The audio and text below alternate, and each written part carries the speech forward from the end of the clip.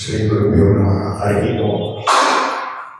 ಪೂಜ್ಯಾಯ ರಾಘವೇಂದ್ರಾಯ ಸತ್ಯಧರ್ಮರತಾಯ ಸುನಾಮಕಲ್ಪವೃಕ್ಷಾಯ ನಮತಾಂಕಾಮಧೇನವೇ ಅಪಾದಮೌಲಿಪರ್ಯಂತಂ ಗುರುಣಾಮಾಕೃತಸ್ವೇ ತೇನ ವಿದ್ಯಾ ಪ್ರಣಶ್ಯಂತಿ ಸಿದ್ಧ್ಯಂತಿ ಚ ಭವತಾ ಪೃಥ್ವೀಮಂಡಲಮಧ್ಯಸ್ಥಾತ್ಮನೋಬಂಧಾಂಗಾಃ ವೈಷ್ಣವಾಂಶಮುಖ್ಯಾಃ ನಮಸ್ತೆ ಗುರುಭ್ಯಃ. ಅಸ್ಮತ್ ಗುರುಸಮಾರಂಭಾಂ ಟೀಕಾಪಾದಮಧ್ಯಗಾಂ ಶ್ರೀಮದಾಚಾರ್ಯಪರ್ಯಂತಾಂ ವಂದೇ ಗುರುಪರಂಪರಾಂ.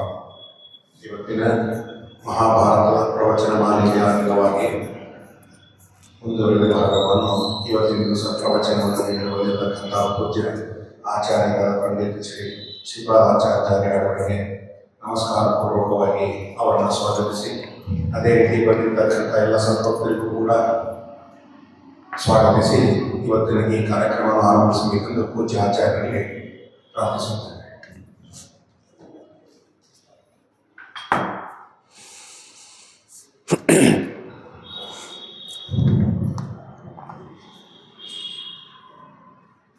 ಶ್ರೀ ಗುರುಭ್ಯೋ ನಮಃ. ಹರಿ ಓಂ. ಆಪಾದಮೌಲಿಪರ್ಯಂತಂ ಗುರುಣಾಂ ಆಕೃತಿಂ ಸ್ಮರೇತ್ ತೇನ ವಿಘ್ನಾಃ ಪ್ರಣಶ್ಯಂತಿ ಸಿದ್ಧ್ಯಂತಿ ಚ ಮನೋರಥಾಃ. ನಾರಾಯಣಂ ಸುರಗುರುಂ ಜಗದೇಕನಾಥಂ ಭಕ್ತಪ್ರಿಯಂ ಸಕಲಲೋಕನಮಸ್ಕೃತಂ ಚ ತ್ರೈಗುಣ್ಯವರ್ಜಿತಮಜಂ ವಿಭುಮಾದ್ಯಮೀಶಂ ವಂದೇ ಭವಘ್ನಮಮರಾಸುರಸಿದ್ಧವಂದ್ಯಂ. ನಾರಾಯಣಂ ನಮಸ್ಕೃತ್ಯ ನರಂ ಚೈವ ನರೋತ್ತಮಂ ದೇವೀಂ ಸರಸ್ವತೀಂ ವ್ಯಾಸಂ ತತೋ ಜಯಮುದೀರಯೇ. ನಾರಾಯಣಾಯ ಪರಿಪೂರ್ಣಗುಣಾರ್ಣವಾಯ ವಿಶ್ವೋದಯಸ್ಥಿತಿಲಯೋನ್ನಿಯತಿಪ್ರದಾಯ ಜ್ಞಾನಪ್ರದಾಯ ವಿಬುಧಾಸುರಸೌಖ್ಯದುಃಖ ಸತ್ಕಾರಣಾಯ ವಿತತಾಯ ನಮೋ ನಮಸ್ತೆ. ಯಸ್ಯ ತ್ರೀಣ್ಯುದಿತಾನಿ ವೇದವಚನೆ ರೂಪಾಣಿ ದಿವ್ಯಾನ್ಯಲಂ ಬಟ್ ತದ್ದರ್ಶತಮಿತ್ಥಮೇವ ನಿಹಿತಂ ದೇವಸ್ಯ ಭರ್ಗೋ ಮಹತ್. ವಾಯೋ ರಾಮವಚೋನಯಂ ಪ್ರಥಮಕಂ ಪೃಕ್ಷೋ ದ್ವಿತೀಯಂ ವಪುಃ ಮಧ್ವೋ ಯತ್ತು ತೃತೀಯಮೇತದಮುನಾ ಗ್ರಂಥಃ ಕೃತಃ ಕೇಶವೇ. ಅಸ್ಮದ್ಗುರುಸಮಾರಂಭಾಂ ಟೀಕಾಕೃತ್ಪಾದಮಧ್ಯಗಾಂ ಶ್ರೀಮದಾಚಾರ್ಯಪರ್ಯಂತಾಂ ವಂದೇ ಗುರುಪರಂಪರಾಂ. ಮೂಕೋಪಿ ಯತ್ಪ್ರಸಾದೇನ ಮುಕುಂದಶಯನಾಯತೆ ರಾಜರಾಜಾಯತೆ ರಿಕ್ತೋ ರಾಘವೇಂದ್ರಂ ತಮಾಶ್ರಯೇ.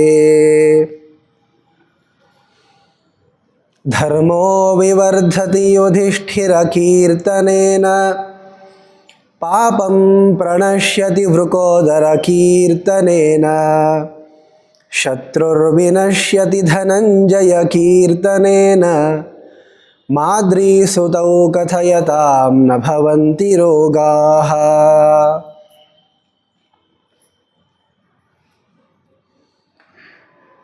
ಶ್ರೀಮನ್ ಮಹಾಭಾರತದಲ್ಲಿ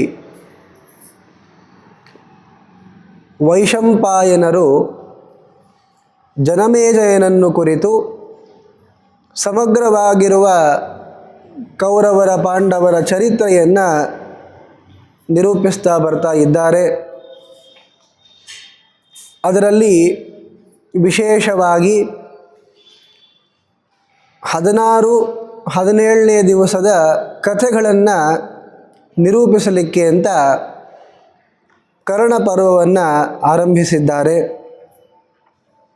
ಮಹಾಪರಾಕ್ರಮಿಯಾಗಿರುವ ಕರ್ಣನನ್ನು ಸೇನಾಪತ್ಯದಲ್ಲಿ ನಿಯೋಜಿಸಿ ಯುದ್ಧವನ್ನು ಪ್ರಾರಂಭ ಮಾಡಿದ್ದಾರೆ ಕೌರವರು. ಕೌರವರ ಪಕ್ಷದಲ್ಲಿ ಸೇನಾಪತಿಗಳು ಬದಲಾಗ್ತಾನೇ ಇದ್ದಾರೆ. ಆದರೆ ಪಾಂಡವರ ಪಕ್ಷದಲ್ಲಿ ಮಾತ್ರ ಧೃಷ್ಟದ್ಯುಮ್ನ ಒಬ್ಬನೇ ಸೇನಾಪತಿ.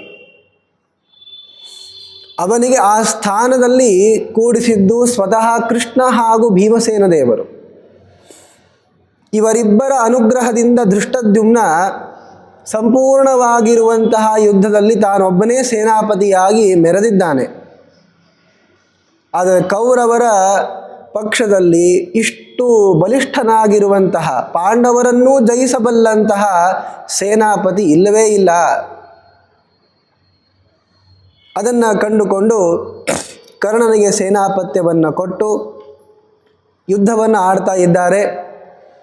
ಅದರಲ್ಲಿ 16 ಹಾಗೂ 17ನೇ ದಿವಸದ ಯುದ್ಧಗಳ ಪ್ರಸಂಗಗಳನ್ನು ನಿರೂಪಿಸುವ ಕಾಲಕ್ಕೆ 17ನೇ ದಿವಸ ಬಹಳ ದೊಡ್ಡ ದೊಡ್ಡ ಕಾರ್ಯಗಳನ್ನು ಭೀಮ ಅರ್ಜುನರು ಸಾಧಿಸಿದ್ದಾರೆ. ಸ್ವತಃ ಕರ್ಣನನ್ನು ದಮನ ಮಾಡಬೇಕು ಅಂತ ಭೀಮಸೇನ ದೇವರು ಅನೇಕ ಬಾರಿ ಅನಾಯಾಸವಾಗಿ ಯುದ್ಧವನ್ನು ಆಡಿದ್ದಾರೆ. ಆದರೆ ಅವನನ್ನು ಕೊಲ್ಲಲಿಲ್ಲ. ಕರ್ಣನನ್ನು ಕೊಲ್ಲಬೇಕು ಅನ್ನುವಂಥದ್ದು ಅರ್ಜುನನು ಮಾತ್ರ ಅಂತ ಸ್ವತಃ ಭೀಮ ಪ್ರತಿಜ್ಞೆ ಮಾಡಿದ್ದಾನೆ. ಅನೇಕ ಬಾರಿ ಕರ್ಣನನ್ನು ಬಿಟ್ಟಿದ್ದಾರೆ ಭೀಮ ಬದುಕೊಳ್ಳಿ ಅಂತ. ಅರ್ಜುನ ಬಹಳ ಸಮರ್ಥವಾದ ರೀತಿಯಲ್ಲಿ ಅಶ್ವತ್ಥಾಮರನ್ನೂ ಕೂಡ ಸೋಲಿಸಿದ, ಕರ್ಣನನ್ನೂ ಕೂಡ ಸೋಲಿಸ್ತಾ ಇದ್ದಾನೆ. ಹೀಗೆ ಯುದ್ಧವಾಡೋ ಕಾಲಕ್ಕೆ ಗಾಂಡೀವ ಧನುಸ್ಸನ್ನು ನೀನು ಇನ್ನೊಬ್ಬರಿಗೆ ಕೊಡು ಅಂತ ಧರ್ಮರಾಜ ಹೇಳ್ತಾನೆ ಅರ್ಜುನನಿಗೆ. ಭಾರ್ಗವಾಸ್ತ್ರವನ್ನು ಕರ್ಣ ಬಿಟ್ಟಾಗ ಪಲಾಯನ ಮಾಡಿಯೇನೇ ಅದನ್ನು ಪರಿಹಾರ ಮಾಡಿಕೊಳ್ಬೇಕು, ಬೇರೆ ಕಾರಣಗಳಿಲ್ಲ ಅಂತ ತಿಳಿದು ಯುಧಿಷ್ಠಿರನನ್ನು ನೋಡ್ಕೊಂಡು ಬರಬೇಕು ಅಂತ ಶಿಬಿರದತ್ತ ಕೃಷ್ಣಾರ್ಜುನರು ಹೋದಾಗ ಅಲ್ಲಿ ಕರ್ಣನನ್ನು ಕೊಂದು ಬಂದಿದ್ದಾನೆ ಅಂತ ತಿಳಿದು ಬಹಳ ಸಂತೋಷಪಟ್ಟಿರುವಂತಹ ಧರ್ಮರಾಜ ಹೇಳ್ತಾನೆ, ಕರ್ಣನನ್ನು ಕೊಂದಿದ್ದೀಯಪ್ಪ ನೀನು ಅಂತ. ಆಗ ಅರ್ಜುನ ಹೇಳಿದ, ಇನ್ಮೇಲೆ ಕೊಲ್ತೀನಿ ಅಂತ. ಅವರಿಬ್ಬರ ನಡುವೆ ಆಗಿರುವಂತಹ ಆ ಒಂದು ಸಣ್ಣ ಕಲಹವನ್ನು ಪರಮಾತ್ಮ ಪರಿಹರಿಸಿ ಲೋಕಕ್ಕೆ ಸತ್ಯ ಅಂದ್ರೇನು, ಧರ್ಮ ಅಂದ್ರೇನು ಅನ್ನೋದನ್ನು ನಿರೂಪಿಸಿಕೊಟ್ಟ. ಕೊನೆಗೆ ಅವತ್ತಿನ ದಿವಸ ತುಂಬ ತನ್ನನ್ನು ಪರಾಕ್ರಮಿ ಅಂತ ತಿಳಿದು ತುಂಬ ಗರ್ವಿಯಾಗಿರುವಂತಹ ಆ ದುಶ್ಯಾಸನನ್ನು ಭೀಮಸೇನ ದೇವರು ಸಂಹರಿಸಿದ್ದಾರೆ. ಬಹಳ ಘೋರವಾಗಿರುವಂತಹ ದೃಶ್ಯಗಳನ್ನು ತೋರಿಸಿದ್ದಾರೆ ಭೀಮಸೇನ ದೇವರು. ಅಮಾನುಷವಾದ ರೀತಿಯಲ್ಲಿ ಆ ದುಶ್ಯಾಸನನ್ನು ಸಂಹರಿಸಿ ಲೋಕಕ್ಕೆ ಕ್ಷೇಮವನ್ನು ಕೊಟ್ಟಿದ್ದಾರೆ ಭೀಮಸೇನ ದೇವರು. ಆ ದುಶ್ಯಾಸನ ಮೊದಲಿಂದಲೂ ಕೂಡ ಭೀಮಸೇನ ದೇವರ ಮೇಲೆ, ಕೃಷ್ಣನ ಮೇಲೆ ದ್ವೇಷವನ್ನು ಮಾಡುವಂತಹ ವ್ಯಕ್ತಿನೇ. ನಾವು ನಿನ್ನೆ ಹೇಳಿದ್ದೀವಲ್ಲ, ದುಶ್ಯಾಸನ ಯಾರು ಅಂದರೆ ರಾವಣನ ಮಗ ಅವನು. ಇಂದ್ರಜಿತ್ತು, ಮೇಘನಾದ ಅಂತ ನಾಮದಿಂದ ಕರೆಸ್ಕೊಳ್ತಾರಲ್ಲ ಅವನೇ. ಇಂತಹ ರಾಮಾಯಣ ಕಾಲದಲ್ಲಿ ಶ್ರೀರಾಮಚಂದ್ರನ ಎದುರು ಯುದ್ಧ ಆಡಿದಂತಹ ಆ ಮಾಯಾವಿ ಇಂದ್ರಜಿತ್, ಮೇಘನಾದ ಅವನೇ ಈಗ ದುಶ್ಯಾಸನ. ವಾದಿರಾಜ ಸ್ವಾಮಿಗಳವರು ಒಂದು ಅದ್ಭುತವಾಗಿರುವಂತಹ ಪ್ರಾಣದೇವರ ಸ್ತೋತ್ರವನ್ನು ರಚಿಸಿದ್ದಾರೆ. ಅದರಲ್ಲಿ ಒಂದು ಮಾತನ್ನು ಹೇಳ್ತಾರೆ ಅವರು, ಕಾಮೀ ಏನ ಹಿ ಕೀಚಕೋ ವಿನಿಹತಃ ಕ್ರೋಧೀಚ ದುಶ್ಯಾಸನಃ ಸ್ತಬ್ಧೋ ಲುಬ್ಧಸುಯೋಧನಶ್ಚ ಮಣಿಮಾನ್ ಮುಗ್ಧೋ ಮದಾಂಧೋ ಭಕಃ ಕೃಷ್ಣೇರ್ಷ್ಯಾಭಿರತಶ್ಚ ಮಾಗಧಪತಿ ಷಡ್ವೈರ್ಗಿ ನಿಗ್ರಹ ಆಗತ ಸತ್ವಂ ಪ್ರಾಣಗಣಾಧಿನಾಥ ದಯೆಯ ದಾಸಂ ಹಿಮಾಂ ಪಾಲಯ. ಪ್ರಾಣದೇವರನ್ನು ಕುರಿತು ವಾದಿರಾಜರು ಹೇಳುವಂಥದ್ದು ನೋಡಿ. ಈ ಮನಸ್ಸಿನಲ್ಲಿ ಇರುವಂತಹದ್ದು ಈ 6 ದೋಷಗಳು: ಕಾಮ, ಕ್ರೋಧ, ಲೋಭ, ಮೋಹ, ಮದ ಹಾಗೂ ಮತ್ಸರ. ಇವು ಎಲ್ಲದಕ್ಕೂ ಕೂಡ ಅಭಿಮಾನಿಗಳಾಗಿರುವಂತಹ ದೈತ್ಯರು ಅಂತ ಇರ್ತಾರೆ. ಕಾಮಕ್ಕೆ ವಿಶೇಷವಾಗಿ ಕಾಲನೇಮಿ ಅಂತ ನಾವು ಹೇಳಿದ್ದೇವೆ ಗೀತಾ ವಿಚಾರಗಳನ್ನು ಹೇಳೋ ಕಾಲಕ್ಕೆ. ಕೇವಲ ಇಷ್ಟೇ ಅಲ್ಲ, ಭೀಮಸೇನ ದೇವರು ತಾವು ಅವತರಿಸಿದಾಗ ಮಾಡಿರುವಂತಹ ಅನೇಕ ರಾಕ್ಷಸರಲ್ಲಿ ಕೆಲವೊಬ್ಬರು ಈ ಎಲ್ಲ ದೋಷಗಳಿಗೂ ಕೂಡ ಸಿಲುಕಿದವರು ಅವರಿಂದ ಹತರಾಗಿದ್ದಾರೆ. ಕಾಮಿ ಏನಹಿ ಕೀಚಕೋ ವಿನಿಹತಃ. ತುಂಬ ಕಾಮಿಯಾಗಿ ದ್ರೌಪದಿಯನ್ನು ಬಯಸಿರುವಂತಹ ಕೀಚಕನನ್ನು ಭೀಮ ಸಂಹಾರ ಮಾಡಿದ. ಆದ್ದರಿಂದ ಕಾಮ ಅನ್ನೋದು ತುಂಬ ಕೆಟ್ಟದಾದದ್ದು. ಕ್ರೋಧೀಚ ದುಶ್ಯಾಸನಃ, ತುಂಬ ಕ್ರೋಧ ಸಿಟ್ಟನ್ನು ಪಡೆದಂಥವನು. ದ್ರೌಪದಿ ದೇವಿಯವರನ್ನು ಕರೆದುಕೊಂಡು ಬಾ ಅಂತ ಸಾರಥಿಗೆ ಹೇಳಿ ಕಳಿಸಿದರು. ಸಾರಥಿಗೆ ಕರ್ಕೊಂಬರ್ಲಿಕ್ಕೆ ಆಗಿಲ್ಲ ಅಂದರೆ ತಾನೇ ಹೋಗಿ ಅವಳ ಕೂದಲುಗಳನ್ನು ಹಿಡಿದು ಎಳ್ಕೊಂಡು ಬರ್ತಾನೆ. ಇಷ್ಟು ಸಿಟ್ಟವನಿಗೆ. ಆ ಕ್ರೋಧ ನಮ್ಮನ್ನು ಒಂದು ದಿವಸ ಮುಳುಗಿಸುತ್ತೆ ಅನ್ನೋದಕ್ಕೆ ದುಶ್ಯಾಸನನೇ ಉದಾಹರಣೆ. ಸಿಟ್ಟನ್ನು ಬಿಡಬೇಕು. ಕಾಮ ಏಷಃ ಕ್ರೋಧ ಏಷಃ.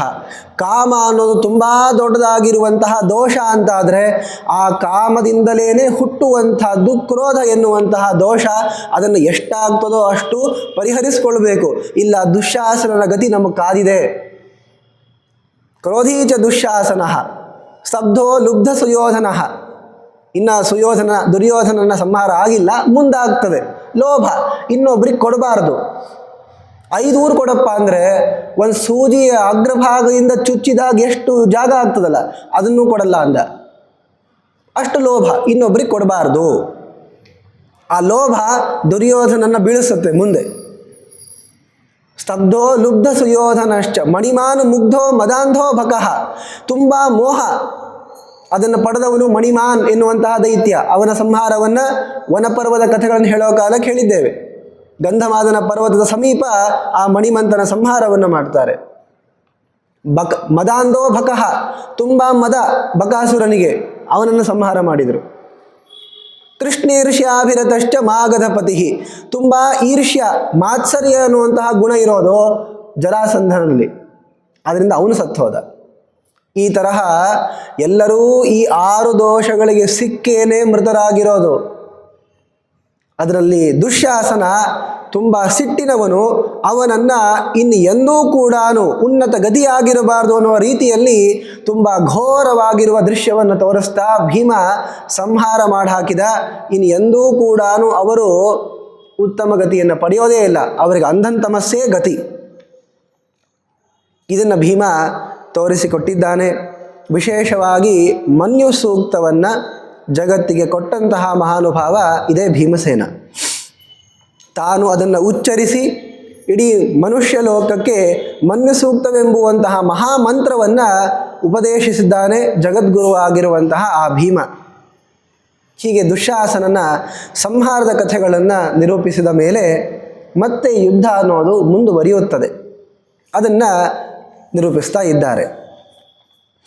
ಯದಾ ಸರಂಗಃ ಪವಮಾನಸೂನುನಾ ಶೂನ್ಯಃ ಕೃತಸ್ತತ್ರ ಮುಹೂರ್ತ ಮಾತ್ರಾತ್ ದುರ್ಯೋಧನಸ್ಯಾವರಜಾ ಶರೌಘೈಃ ಅವೀವೃಶನ್ ಭೀಮಮುದಾರ ಸತ್ವಂ. ದುಶ್ಯಾಸನನ ಸಂಹಾರವನ್ನು ಭೀಮಸೇನ ದೇವರು ಮಾಡಿದಾಗ ಎಷ್ಟೋ ಜನ ಅದನ್ನು ನೋಡಲಿಕ್ಕಾಗದೇನೆ ಓಡಿ ಹೋಗಿದ್ದಾರೆ. ಎಷ್ಟೋ ಜನ ಕಣ್ಣು ಮುಚ್ಚಿಕೊಂಡಿದ್ದಾರೆ. ಎಷ್ಟೋ ಜನ ಹೆದರಿದ್ದಾರೆ. ಹೀಗೆ ಯುದ್ಧರಂಗ ಅನ್ನೋದು ಶೂನ್ಯ ಕೃತಃ, ಯಾರೂ ಯೋಧರಿಲ್ಲ ಅನ್ನುವ ತರಹ ಆ ಯುದ್ಧರಂಗವನ್ನು ಮಾಡಿಬಿಟ್ಟಿದ್ದಾರೆ ಭೀಮ. ನೋಡಿ, ಎಲ್ಲರ ಒಂದು ಶೌರ್ಯ ಪ್ರದರ್ಶನ ಎಲ್ಲಿ ತನಕ ನಡೀತದೆ? ಭೀಮಸೇನ ಸುಮ್ಮನೆ ಕೂತ್ಕೊಂಡಿದ್ದಾನೆ ಅನ್ನೋ ತನಕ. ಭೀಮ ತನ್ನ ಪರಾಕ್ರಮವನ್ನು ತೋರಿಸ್ಲಿಕ್ಕೆ ಪ್ರಾರಂಭ ಮಾಡಿದ ಅಂದರೆ ಯಾರೂ ಕೂಡ ಅವನ ಮುಂದೆ ನಿಲ್ಲಕ್ಕಾಗೋದಿಲ್ಲ. ಸಿಂಹ ಬರೋ ತನಕ ನರಿ ನಾಯಿಗಳ ಆಟ. ಸಿಂಹ ಬಂದ ಮೇಲೆ ಯಾರೂ ಅವುಗಳನ್ನು ಕೇಳೋದಿಲ್ಲ. ಪ್ರಕೃತ ಹುಂಕೃತ ಸಿಂಹ ಶಿಶವ ಸತಿ, ಆ ತರಹ ಆಗೋಯ್ತು. ಯಾರಿಗೂ ಏನು ಮಾಡಬೇಕು ಅಂತ ತೋಚ್ತಾ ಇಲ್ಲ. ಯಾಕೆಂದರೆ ಅವರೆಲ್ಲರ ಮನಸ್ಸಿನಲ್ಲೂ ಕೂಡ ಇನ್ನೂ ಆ ಭಯ ಇದೆ. ಆದರೆ ಅವರೆಲ್ಲರೂ ಒಂದು ರೀತಿಯಿಂದ ಪುಣ್ಯವಂತರು. ಭೀಮ ಇಷ್ಟು ಘೋರವಾಗಿ ಮತ್ತಾರನ್ನು ಕೊಲ್ಲಿಕ್ಕೆ ಹೋಗಲ್ಲ. ಆಗ ಭೀಮ ದುರ್ಯೋಧನಸ್ಯ ಅವರಜಾಹ ಶರೌಘೈ ಅವವೃಷನ್, ದುರ್ಯೋಧನನ ತಮ್ಮಂದಿರ ಜೊತೆಗೆ ಯುದ್ಧ ಆಡ್ತಾ ಇದ್ದಾನೆ. ಅವರು ಅನೇಕ ಬಾಣಗಳನ್ನು ಭೀಮಸೇನ ದೇವರ ಮೇಲೆ ಬಿಟ್ಟಿದ್ದಾರೆ. ತಾನ್ ಮಾರುತಿರ್ಬಾಣವರೈರ್ನಿಕೃತ್ತ ಶೀರ್ಷಾನ್ ಯಮಾಯಾನ್ ಅಯದಾಶು ವೀರಃ. ಇವರು ಬಿಟ್ಟಿರುವಂತಹ ಎಲ್ಲ ಬಾಣಗಳನ್ನು ಪರಿಹರಿಸಿಕೊಂಡಿರುವಂತಹ ಭೀಮ ತಾನು ಅನೇಕ ಬಾಣಗಳನ್ನು ಬಿಟ್ಟು ದುರ್ಯೋಧನನ ತಮ್ಮಂದಿರ ಎಲ್ಲರ ಕುತ್ತಿಗೆಗಳನ್ನು ಹಾರಿಸ್ತಾ ಇದ್ದಾನೆ. ಈಗಾಗಲೇ ದುಶ್ಯಾಸನನ ಸಂಹಾರ ಆಗಿದೆ. ಹಾಗೇನೆ ನಿಷಂಗಿ, ಕವಚಿ, ಪಾಶಿ, ದಂಡಧಾರ, ಧನುರ್ಗ್ರಹ, ಅಲೋಲೂಪ, ಶಲ, ಸಂಧ, ವಾತವೇಗ, ಸುವರ್ಚಸ್ ಎನ್ನುವಂತಹ ಇನ್ನುಳಿದ ದುರ್ಯೋಧನನ ತಮ್ಮಂದಿರನ್ನು ಸಂಹರಿಸ್ತಾನೆ ಭೀಮ. ಒಟ್ಟು ಅವತ್ತಿನ ದಿವಸ ಅನೇಕ ವಿಂಶತಿ ಧಾರ್ತರಾಷ್ಟ್ರ ಹತಾಹ ತದನ್ಯೇ ಸಮರಾತ್ ಪ್ರದುದ್ರುವು. 20 ಜನ ಕೌರವರ ಸಂಹಾರವನ್ನು ಭೀಮಸೇನ ದೇವರು 17ನೇ ದಿವಸ ಮಾಡಿದ್ದಾರೆ. ಆಗ ಒಂದು ಪ್ರಸಂಗ ಬಂತು. ನಕುಲ ಹಾಗೂ ವೃಷಸೇನ, ಕರ್ಣನ ಮಗ, ಇವರಿಬ್ಬರ ಯುದ್ಧ ಆಗ್ತದೆ. ಭೀಮಸೇನ ದೇವರು ಯಾವ ಯುದ್ಧ ಆಡಿದರೂ ಕೂಡ ಈ ತರಹ ಇನ್ನೊಬ್ಬರಿಗೆ ಆಡ್ಲಿಕ್ಕೆ ಆಗಲ್ಲ ಅನ್ನೋ ರೀತಿಯಲ್ಲೇ ಮಾಡ್ತಾ ಇದ್ರು. ಈಗ ವೃಷಸೇನ ಹಾಗೂ ನಕುಲ ಇವರಿಬ್ಬರು ಯುದ್ಧ ಆಡುವ ಕಾಲಕ್ಕೆ ಮಾದ್ರೀಸುತಃ ವೃಷಸೇನಂ ಶರೌಘೈಃ ಅವಾರಯತ್ತಂ ವಿರಥಂಚಕಾರ ಕರ್ಣಾತ್ಮಜಃ ಸೌಪ್ಯಸಿ ಚರ್ಮಪಾಣೀಃ ತಸ್ಯಾನುಗಾಂ 3,000 ಜಘಾನ. ಆಗ ಮಾದ್ರೀಸುತನಾಗಿರುವಂತಹ ಈ ನಕುಲ ತುಂಬ ಪರಾಕ್ರಮದಿಂದ ವೃಷಸೇನನನ್ನು, ಕರ್ಣನ ಮಗನನ್ನು ಹೊಡಿತಾ ಇದ್ದಾನೆ. ಅವನ ರಥವನ್ನು ಹೊಡೆದು ಹಾಕಿದ. ಕರ್ಣನ ಮಗ ಬಿಡಲಿಲ್ಲ. ಕೈಯಲ್ಲಿ ಕತ್ತಿ ಹಾಗೂ ಗುರಾಣಿಯನ್ನು ಹಿಡಿದುಕೊಂಡು ಅನೇಕ ಜನರನ್ನು, ಸುಮಾರು 3,000 ಜನರನ್ನು ಸಂಹಾರ ಮಾಡ್ತಾನೆ. ಆಗ ಅರ್ಜುನ ನೋಡಿದ, ನನ್ನ ಮಗನನ್ನು ಎದುರಿಸಿದ್ದು ಕರ್ಣ, ಅನೇಕ ಬಾಣಗಳನ್ನು ನನ್ನ ಮಗನ ಮೇಲೆ ಬಿಟ್ಟಿದ್ದಾನೆ ಕರ್ಣ. ಒಂದು ರೀತಿಯಿಂದ ಪ್ರತಿಜ್ಞೆನೂ ಮಾಡಿರ್ತಾನೆ, ನನ್ನ ಮಗನನ್ನು ನೀನು ಕೊಂದೆಲ್ಲಪ್ಪ, ನಿನ್ನ ಮಗನನ್ನು ನಾನು ಕೊಲ್ತೀನಿ ಅಂತ. ಕರ್ಣನ ಮಗ ವೃಷಸೇನ ಎದುರಿಗೆ ಬಂದಾಗ ಅರ್ಜುನ ತಾನು ಪ್ರವೇಶ ಮಾಡ್ತಾನೆ. ಆಗ ಬಹಳಷ್ಟು ಕಾಲವನ್ನು ತೆಗೆದುಕೊಳ್ಳಾರ್ದೇನೆ ಅವೀವೃಷತ್ ತಸ್ಯ ಪಾರ್ಥಃ ಶರೇಣ ಗ್ರೀವಾ ಬಾಹುರೂನ್ ಯುಗಪಚ್ಚಕರ್ತ. ನೋಡ್ತಾ ಇರುವ ಕಾಲಕ್ಕೆ ಕರ್ಣ ಎದುರಿಗಿದ್ದಾನೆ. ಕರ್ಣನ ಎದುರೇನೆ ಕರ್ಣನ ಮಗನ ವೃಷಸೇನನ ಕುತ್ತಿಗೆಯನ್ನು ಅರ್ಜುನ ಹಾರಿಸಿದ. ಅಭಿಮನ್ಯುವ ಸಂಹಾರ ಆಗೋ ಕಾಲಕ್ಕೆ ಅರ್ಜುನ ಅಲ್ಲಿರಲಿಲ್ಲ. ಇನ್ನು ಏನು ಘೋರ ರೀತಿಯಲ್ಲಿ ಕೊಲ್ತಿದ್ನೋ ಏನೋ. ಆದರೆ ಕರ್ಣನ ಎದುರೇನೆ ಕರ್ಣನ ಮಗನನ್ನು ಸಂಹಾರ ಮಾಡಿದ ಅರ್ಜುನ. ಆಗ ಕರ್ಣ ಹಾಗೂ ಅರ್ಜುನರ ನಡುವೆ ಯುದ್ಧ ಪ್ರಾರಂಭ ಆಯಿತು. ಕರ್ಣನ ಕಣ್ಣಲ್ಲೇ ನೀರು ಬಂದು ಅಂತ ಮಹಾಭಾರತದಲ್ಲಿ ವರ್ಣಿಸ್ತಾರೆ. ಮಗನ ಒಂದು ವಿಯೋಗ ಆಯಿತು, ಕಣ್ಣು ಎದುರಿಗೇನೆ ಕುತ್ತಿಗೆಯನ್ನು ಹಾರಿಸ್ದ ನೋಡಿ. ಆಗ ಕರ್ಣನ ಕಣ್ಣಲ್ಲಿ ನೀರು ಬಂದು, ಆದರೂ ಅಳ್ತಾ ಕೂಡುವಂಥವನೇನಲ್ಲ ಅವನು. ಮತ್ತೆ ಯುದ್ಧಕ್ಕೆ ಹೋಗ್ತಾ ಇದ್ದಾನೆ. ಏಕೇಣ ಬಾಣೇನ ಸುತೆ ಹತೆ ಸ್ವೇ ವೈಕರ್ತನೋ ವಾಸವಿಮಭ್ಯಧಾವತ್ ತಯೋರಭೂತ್ ದ್ವೈರಥ ಯುದ್ಧಮದ್ಭುತಂ ಸರ್ವಾಸ್ತ್ರವಿದ್ವರಯೋರುಗ್ರರೂಪಂ. ಒಂದೇ ಒಂದು ಬಾಣದಿಂದ ಕರ್ಣನ ಮಗನನ್ನು ಸಂಹರಿಸಿರುವಂತಹ ಅರ್ಜುನನನ್ನು ಕರ್ಣ ಎದುರಿಸ್ತಾ ಇದ್ದಾನೆ. ಇಬ್ಬರ ನಡುವೆ ಬಹಳ ಶ್ರೇಷ್ಠ ಮಟ್ಟದ ದ್ವಂದ್ವ ಯುದ್ಧ ನಡೀತಾ ಇದೆ.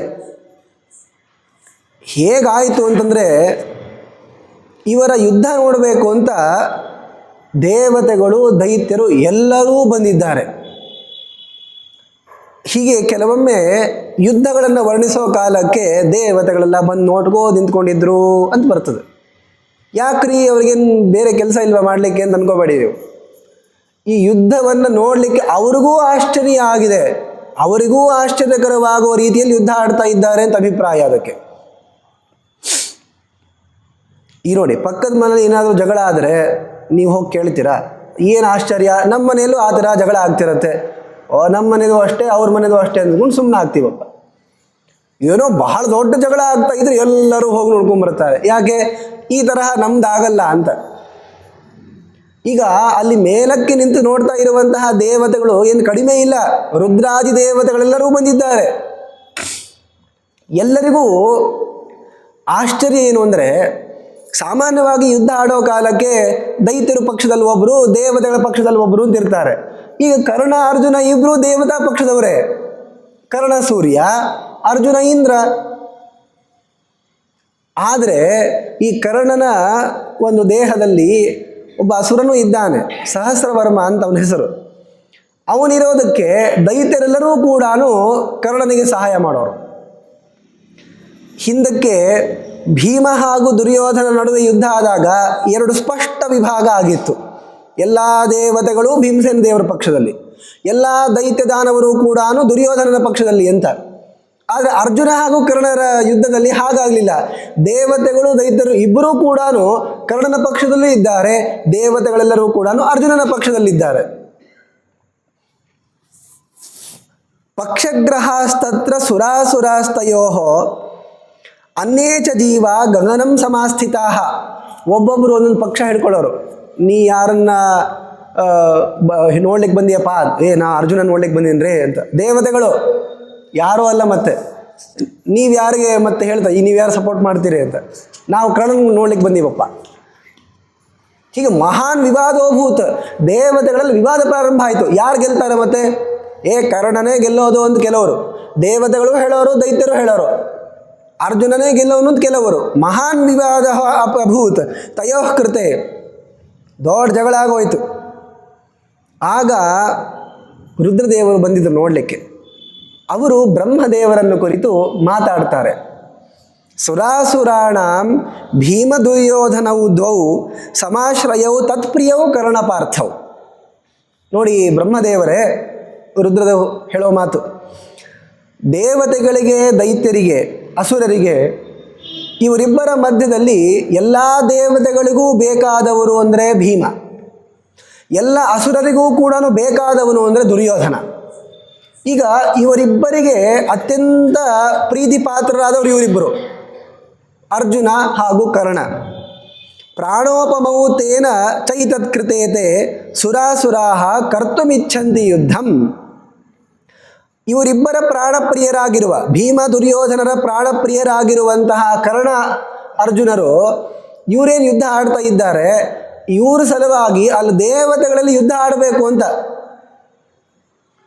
ಈ ಕೆಲವು ಕ್ರೀಡೆಗಳನ್ನು ಆಡೋ ಕಾಲಕ್ಕೆ ತಮಗೆ ಬೇಕಾದವರು ಸೋತ್ಬಿಟ್ಟಿರ್ತಾರೆ. ಅದಕ್ಕೆ ಅದನ್ನು ನೋಡ್ಕೋತ ಕೂತ್ಕೊಂಡಾಗ, ಬಾರೋ ನಾವಿಬ್ಬರು ಯುದ್ಧ ಆಡೋಣ, ನಾವಿಬ್ಬರು ಕ್ರೀಡೆ ಆಡೋಣ ಅಂತ, ಯಾರು ಗೆಲ್ತಾರೆ ಅಂತ. ಈ ಕ್ರಿಕೆಟ್ ಆಡೋ ಕಾಲಕ್ಕೆ ಹಂಗೆ ಮಾಡ್ತಾರೆ ನೋಡಿ. ಪಾಪ ಅಲ್ಲಿ ಭಾರತದವ್ರು ಸೋತರು ಒಂದು ಸಿಟ್ಟಿಗೆದ್ದು ಯಾರು ಈ ಬೇರೆ ಪಕ್ಷವನ್ನು ವಹಿಸ್ಕೊಂಡು ಬಂದಿರ್ತಾರಲ್ಲ ಅವ್ರನ್ನ ಸೋಲಿಸ್ಬೇಕು ಅಂತ ಇವ್ರು ಯುದ್ಧ ಆಡ್ತಾರೆ, ಇವ್ರು ಕ್ರಿಕೆಟ್ ಆಡ್ತಾರೆ. ಅವಾಗ ಇವ್ರು ಗೆದ್ದು ಅಂದರೆ ಅಲ್ಲಿ ಭಾರತ ಸೋತಿದ್ರು ನಾವು ಗೆದ್ವಿ ಅಂತ ಅಂದ್ಕೊಂಡು ಸಂತೋಷ ಪಡೋದು. ಹಾಗೆ ದೇವತೆಗಳು ಅಲ್ಲಿ ಯುದ್ಧ ಆಡೋಣ ಅಂತ. ಯಾಕೆ? ನೀ ಯಾಕೆ ಕರ್ಣನ ಪಕ್ಷ ವಹಿಸ್ತೀಯೋ, ಅರ್ಜುನನ ಪಕ್ಷ ವಹಿಸು ಅಂತಂದರೆ, ಇಲ್ಲ ನಾ ಕರ್ಣನ ಪಕ್ಷ ವಹಿಸೋನಪ್ಪ, ನಾನು ಅವನ ಹಿಂದೆ ಇರೋದು. ಹೀಗೆ ಅವರಲ್ಲಿ ದೇವತೆಗಳಲ್ಲಿ ಯುದ್ಧ ಪ್ರಾರಂಭ ಆಗೋಯ್ತು.